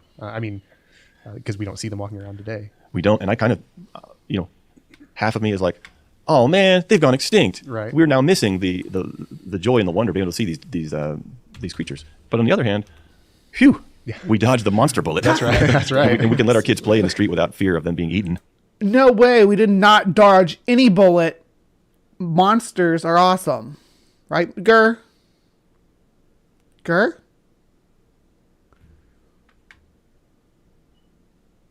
Are you going to do it? Maybe take a minute. Oh, well. It's supposed to play the audio clip. I guess it only happens once it's streamed. I don't know. Right. Except for coyotes, but that's another subject. But speaking of coyotes and wolves and bears, we're in Dallas, which used to be the home of buffalo, or we should call bison, bears. I live on Bear Creek Road. But there's no bears within 100 miles of here anymore. Right. So they've been extirpated or made extinct in this region.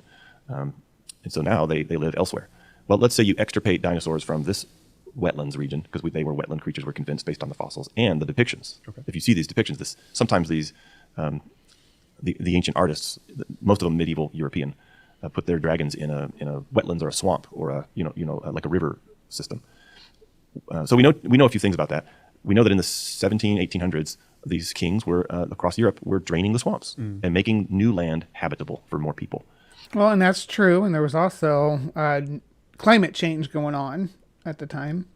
There's always climate change going on. I mean, I'm not going to say that the climate has ever been stable, but it's following its cycle. And at this time, it was what they called the medieval warm period. So, yeah, we were the agricultural was in full bloom.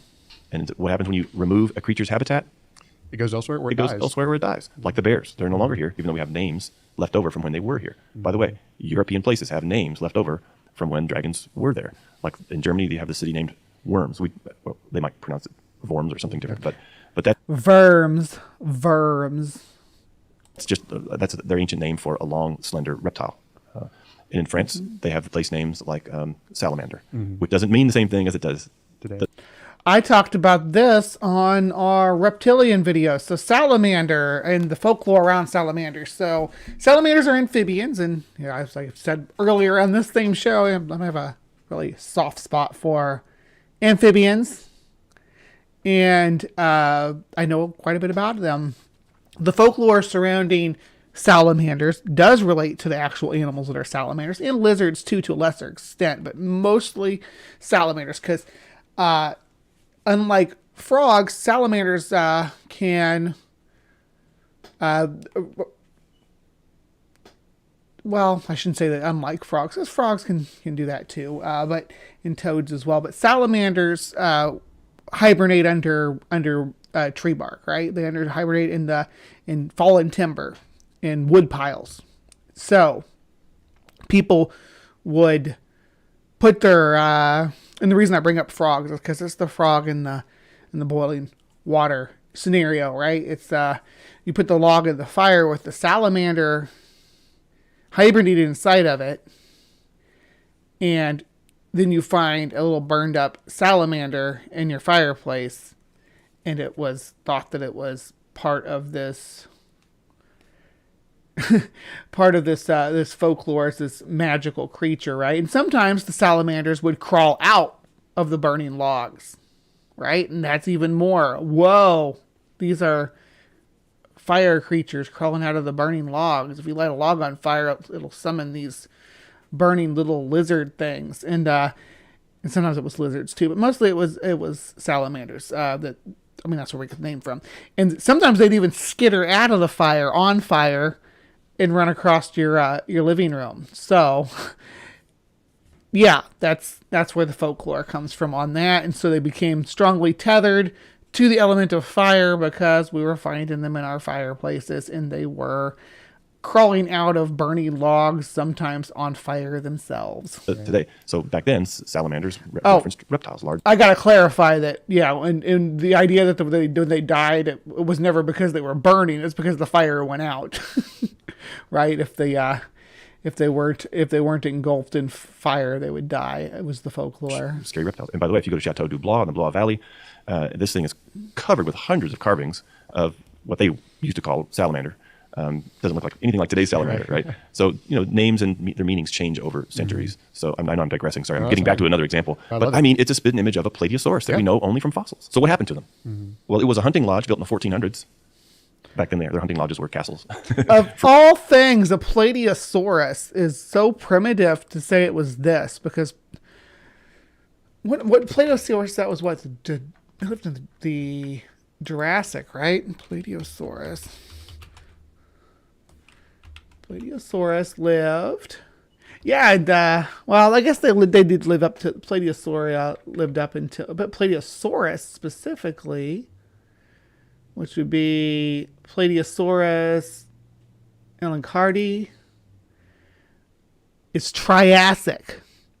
So Plateosaurus, we live closer to the time when, like, Tyrannosaurus and much closer, to be frank, to the time when like T-Rex and Triceratops and Brachiosaurus and all these giant dinosaurs, we live closer in time to them than they lived to Plateosaurus.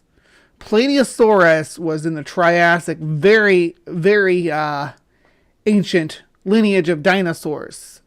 They are primitive. They used to call them protosauropods. They don't call them that anymore. Prosauropods was also a popular terminology for them, and sauropodomorph was what they were described as basal. So it's weird that they would reach all the way back to the beginning, to the early radiation of Dinosauria, and say, yeah, there's this early radiation of Dinosauria example in modern times. That's so weird. So weird, and so, what's the word? Anachronistic? For royalty. Seems safe, yeah. But what happened? Historically, we know that the Blois Valley was once wetlands, and they drained it, and now they farm it. So they've been farming it, for hundreds of years. Well, the dragons went away, because their habitat was gone. So that's the same reason why today's big creatures go extinct or get extirpated from one region. It's because people move in, drain the swamps. East Texas, just down the road, was a huge wetlands area. Totally drained. They what's the word? Canalized the river systems here. The pioneers did. And so so now it's completely different. I mean, it used to be packed with beavers. Right. It used to be alligators and all kinds. East Texas used to be a lush wetland. That is true. It's unfortunate. Beavers have moved away too. So anyway, climate change is another fact. Basal, Basal. I don't know if I say it. I say it. I don't say it any different in my dialect. They're both pronounced the same. I guess basal is what the word would normally be, but I basil is what I say. But yeah, basil like the spice, and basal like the organism. But to me, my tongue says it the same. It's just my dialect. Factor that would remove habitat. And so when we talk about these dragons, what they used to call dragons, right? But some of them I think may have been dinosaurs. A lot of these proliferated in areas where it was once wetter. Well, when was it wetter in the Middle East? When was it wetter in tropical zones? And now it's desert today. Right. Well, it was wetter during the Ice Age. So the Ice Age. Yeah. Well, and he's right here about the way that what happened to the to the Near East too, and to the Levant area. It dried out. That's what happened. Climate change wrecked it, and early agriculture. We learned what not to do. The Middle East was the testing ground. And it's really sad because it was once this hub where 3 continents met and 3 groups of indigenous wildlife converged too. Would have been a fantastic place, literal invernable Garden of Eden that they as we cultivated it and domesticated it and drove all the wild creatures out, it turned into just this big wasteland. Not all of it, but a lot of it. Lasted after the flood for several hundred years after the flood. The flood being 4,400 or so years ago. So and obviously agriculture warfare played a hand in the state of the current state of the land too. Sowing salt and things like that was a very common practice of war in the Middle Ages. You're talking about thousands of years ago, in the Middle East anyways, that there were wetlands back then in that place. Today it's desert, but it was wetlands and lots of rainfall that they don't get anymore. Right. And you can trace that in the scriptures too. For example, Genesis 12, Lot and Abraham look over this area, and it says that Abraham saw that it was a well-watered land, so Lot went there. Today it's a desert. I mean, it's a flaming furnace of dry, Yes. Dry land. So anyway, all that to say, I'm not disagreeing with that. what are the two main factors that cause creatures to go extinct today? Well, it's habitat loss through A, climate change, and B, humans moving in. Does ICR acknowledge climate change? I would love if there was a creationist organization out there that said, yes, climate change is a thing that's happening. It's anthropocentric, and we need to do something about it. I would love to see that. Allies! And I think that's the same explanation it's the most responsible explanation to invoke for past extinctions also. Right. Are the same two that we see happening today. People move in during the swamps, get rid of, and the creatures have nowhere to go. So I think that's where they went. They went extinct. Sad, but also not so sad since we don't have to deal with them. Like you said, it would be a very different world if we did have to deal with dinosaurs on the daily here in Dallas, Texas. Right. There's this weird notion that people have that, like, if we had dinosaurs today, that they would, like, and that's what the Jurassic World movies were all about too. The last movie was like, oh, the dinosaurs are in the human world, and we can't coexist with them, and they're just animals. Why wouldn't? It's so weird, this idea that, if there's this kind of animal in the wild that we can't coexist with it. I mean, we do that with animals we live with now too. Say, we can't coexist with them, we got to extirpate them. But generally speaking, it would just be another species in the food chain. Very different world, but awesome. Thank you so much for sharing all that with me. So we do actually have a book here. It's called Dire Dragons. Untold Secrets of the Planet. Okay. Yeah. It's a beautifully illustrated book. It's got all sorts of information about dragon legends and dinosaurs and all of that. You can find it at our web store, icr.org/store. Oh, honey, no. I mean, I would love to have that book. I would love to have that book. I would start my own blog just to review that book. You all want to blog? Someone needs to buy me Untold Secrets of Planet Earth, the Dragon volume. But that was ICR, Institute of Creation Research, or Institute for Creation Research, talking about dragons, talking about mythology, if you ask me, and trying to just basically shoehorn other people's culture into their own folklore to pretend that theirs is the one true story. All right, so if you're watching this on Wednesday, thank you so much for hanging out with us here on Creation Watch. Please do stick around the Hive, because Friday, go ahead hit that bell, because Friday we are doing another episode of CryptoCorner, and it's going to be awesome. And then Saturday morning, we'll be back live from the Hive. So remember to be kind and take care, and we'll see you next time. All right, again, to my live audience, please don't go anywhere. We got another segment of the show to go over. So stick around, and I will see you over in HiveScience.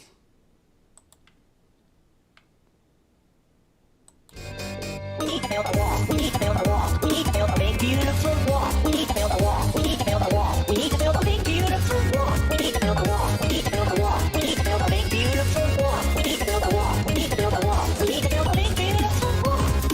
On her way to work one morning, down the path along the lake, a tender-hearted woman saw a poor, half-frozen snake. His pretty-colored skin had been all frosted with the dew. Poor thing, she cried, I'll take you in, and I'll take care of you. The boy. We need to build a wall. We need to build a wall. We need to build a big, beautiful wall. We need to build a wall. We need to build a wall. We need to build a big, beautiful wall. We need to build a wall. We need to build a wall. We need to build a big, beautiful wall. We need to build a wall. We need to build a wall. We need to build a big, beautiful wall. But if I nice skin again and kissed him and held him tight. But instead of saying thank you, that snake gave her a vicious bite.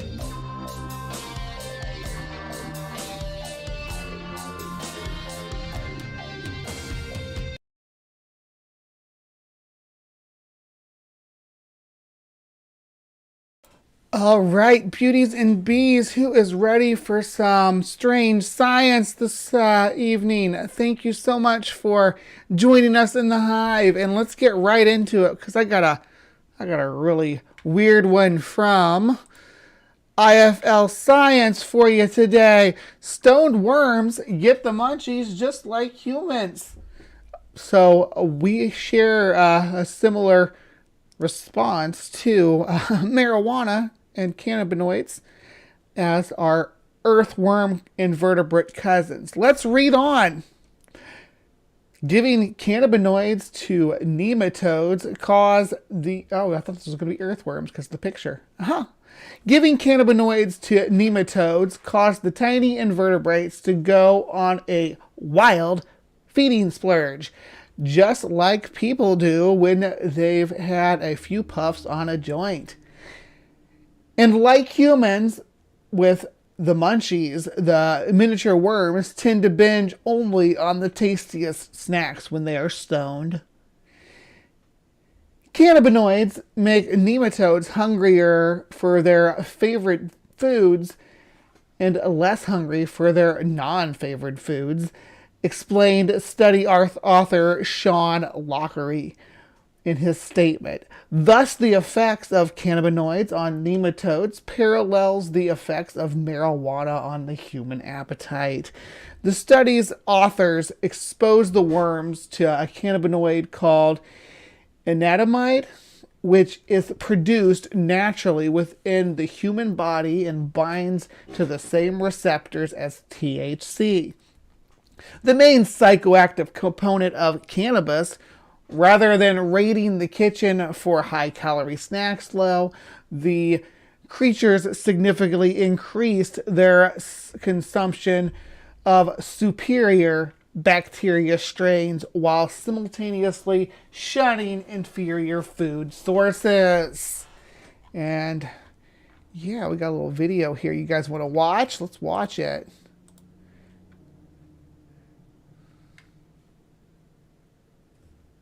I'll rewatch it without my mouse hanging over it, blocking half of it. There we go. Yep, just a real short video, but that breaks that down. Okay. Speaking to HiveScience, Lockery revealed that these findings came as a massive surprise, coupled with joy, because it helps us understand our place in the universe, or at least the animal universe. We're not so different in some profound respect from these tiny creatures.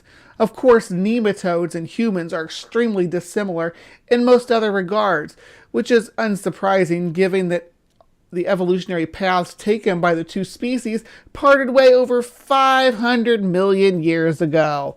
That being the case, Lockery remarked that it is truly remarkable that the effect of the cannabinoid on appetite are preserved through this length of evolutionary time. Cannabinoids signaling is in fact present in most animals, although the function of these molecules and their mechanisms of action may vary significantly from one species to another. In humans, anandamide and THC both bind to the so-called cannabinoid 1 CB1 receptor, and the researchers found that worm munchies are mediated by the nematode-specific cannabinoid receptor called NPR19. So a little bit different there. However, when the study author repeated the experiment using worms that had been genetically altered to express human CB1 receptors, they got the exact same result. This confirms the similarities between the mechanisms underlying appetite changes following cannabinoid exposures in humans and nematodes. This is important because cannabinoid system is believed to have incredibly therapeutic potential because it is essentially all tissue in our body, says Lockery. It affects appetite, but it also affects mood.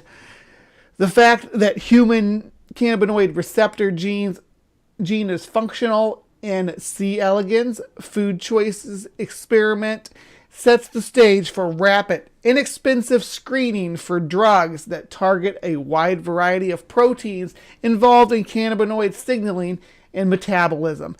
This with profound implications for human health. In the case of the worms, the activation of the cannabinoid receptors was found to alter the sensitivity to food detecting olfactory neurons, ultimately causing certain foods to smell more appealing, while others became less attractive. While this mirrors the reported subjective effects of THC in people with the munchies, it is not yet clear if cannabis changes the function of human olfactory neurons in the same way. Lockery therefore insists that there is still room for further research in order to solve some of the remaining riddles surrounding cannabinoids signaling in both humans and worms. His lab is also in discussion about testing psychedelic drugs such as psilocybin on nematodes. Perhaps we can find a new set of similarities between humans and worms now in the case of drugs that alter perception and psychological well-being, he said. The study was published in Current Biology.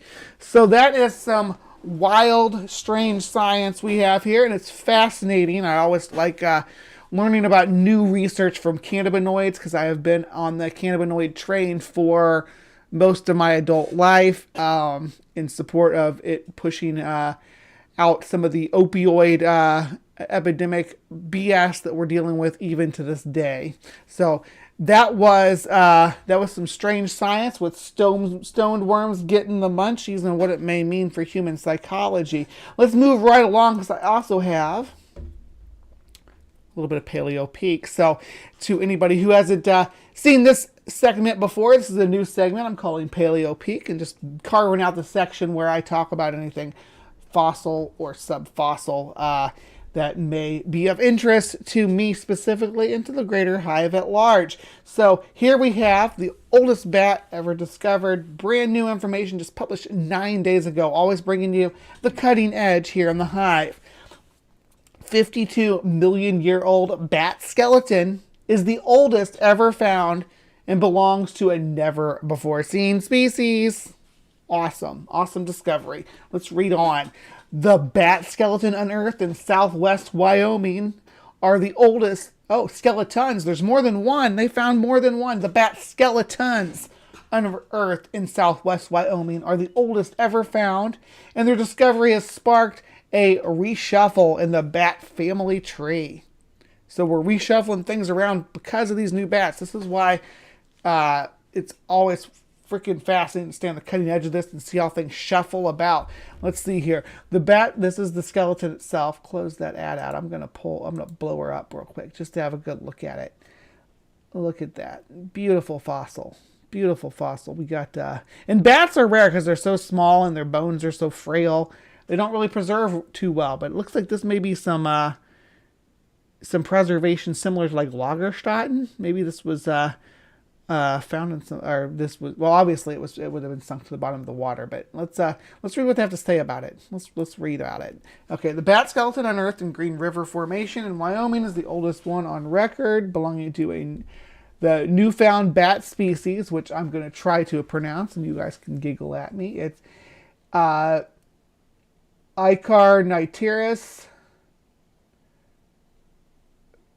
gunelli. Icarnictyrus gunelli. Okay. Two stunningly preserved 52 million year old bat skeletons unearthed in Wyoming are the oldest ever found and belong to a never before seen species, researchers have revealed. And 52 million years ago, that's like very, very soon after the KPG extinction event. So this is probably a very, very early version of what we would come to know as modern chiropterans.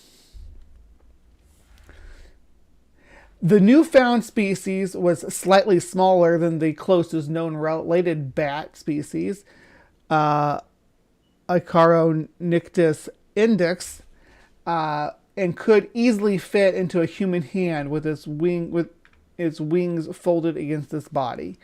When I first saw the first skeleton, I immediately thought it was different. Lead author Tim Reitbergen said. A bat paleontologist and collection manager at the Naturalist Biodiversity Center in Leiden, Netherlands, told HiveScience in an email because they are found lower in the stratigraphy, the sediment layers, compared to other fossil bats. They represent the oldest skeletons. Bats first evolved during the Eocene epoch, 56 million to 36 million years ago. Until now, the oldest bat skeleton on record were more than 50 million years old, remains of I. index and another primitive species called, Anachichinicterus finii, which paleontologists both describe from the Green River Formation deposit. The Green River Formation is one of the locations where we find the best preserved skeletons, Reitenberger said. The new finds, which are described in a study published Wednesday, April 12th, in the journal PLOS1, have triggered a reshuffle in the classification of early bats to include newfound species in the family tree. To determine the evolutionary history or phylogeny of the bats, the researchers compared the new fossils with intact skeletons of 6 Eocene bat species, as well as with isolated teeth from 2 other extinct species and with skeletons of living bats. The results indicated that the newly discovered bat skeleton belonged to a never-before-seen species of Icaronictus, which they named I. gunelli after the late bat biologist Greg Gunnell. After comparing the measurements with other bats, it clearly stood out as being a different species, Reitenberger said. I got super excited.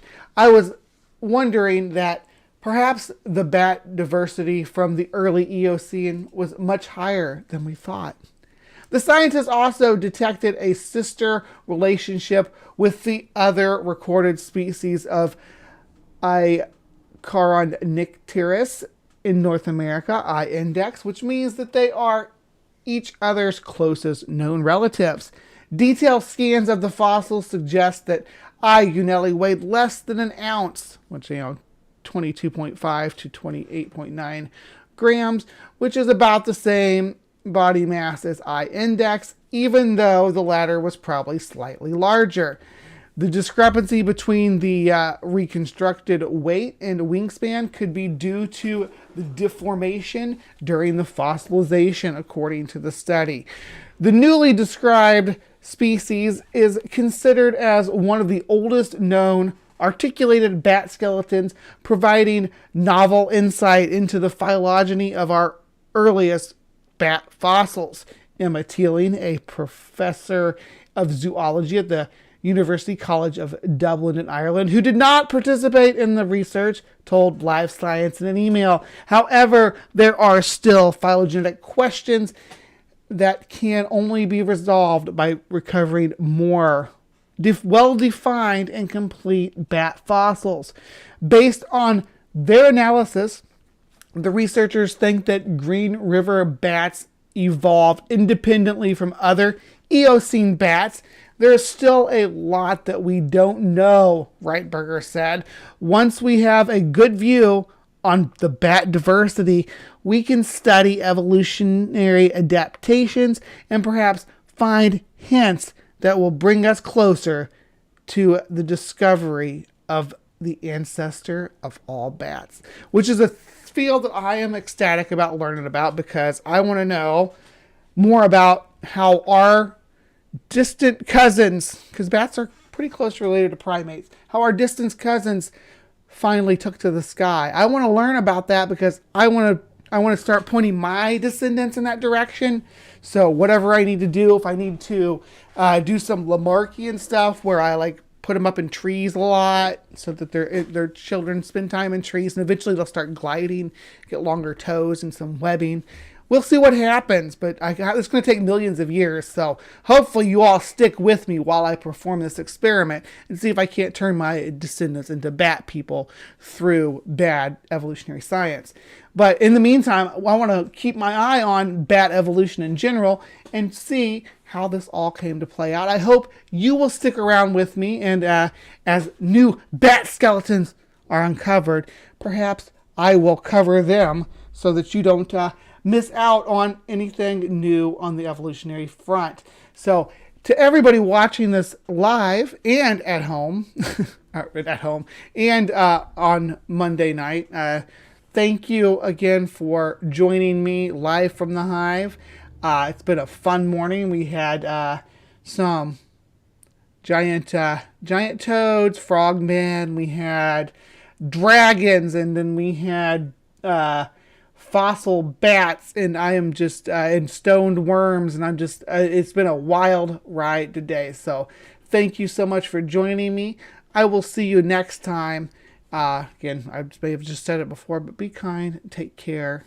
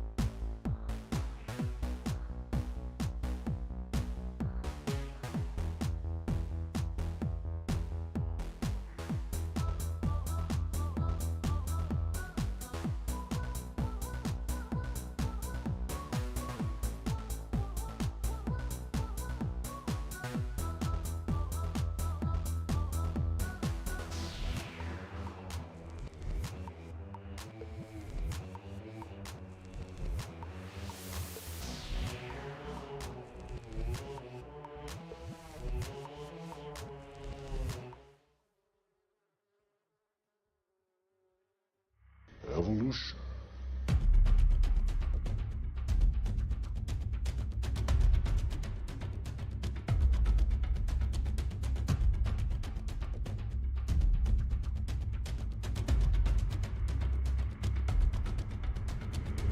How can you not believe in evolution? Yeah, come on, Nick, you believe in evolution. Evolution. Evolution. Evolution. Evolution. Yeah, come on, Nick, you believe in evolution. Evolution.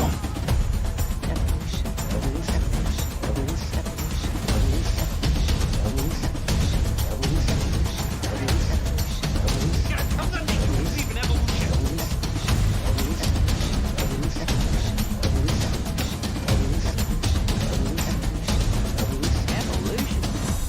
You're not going to get us to not believe in evolution.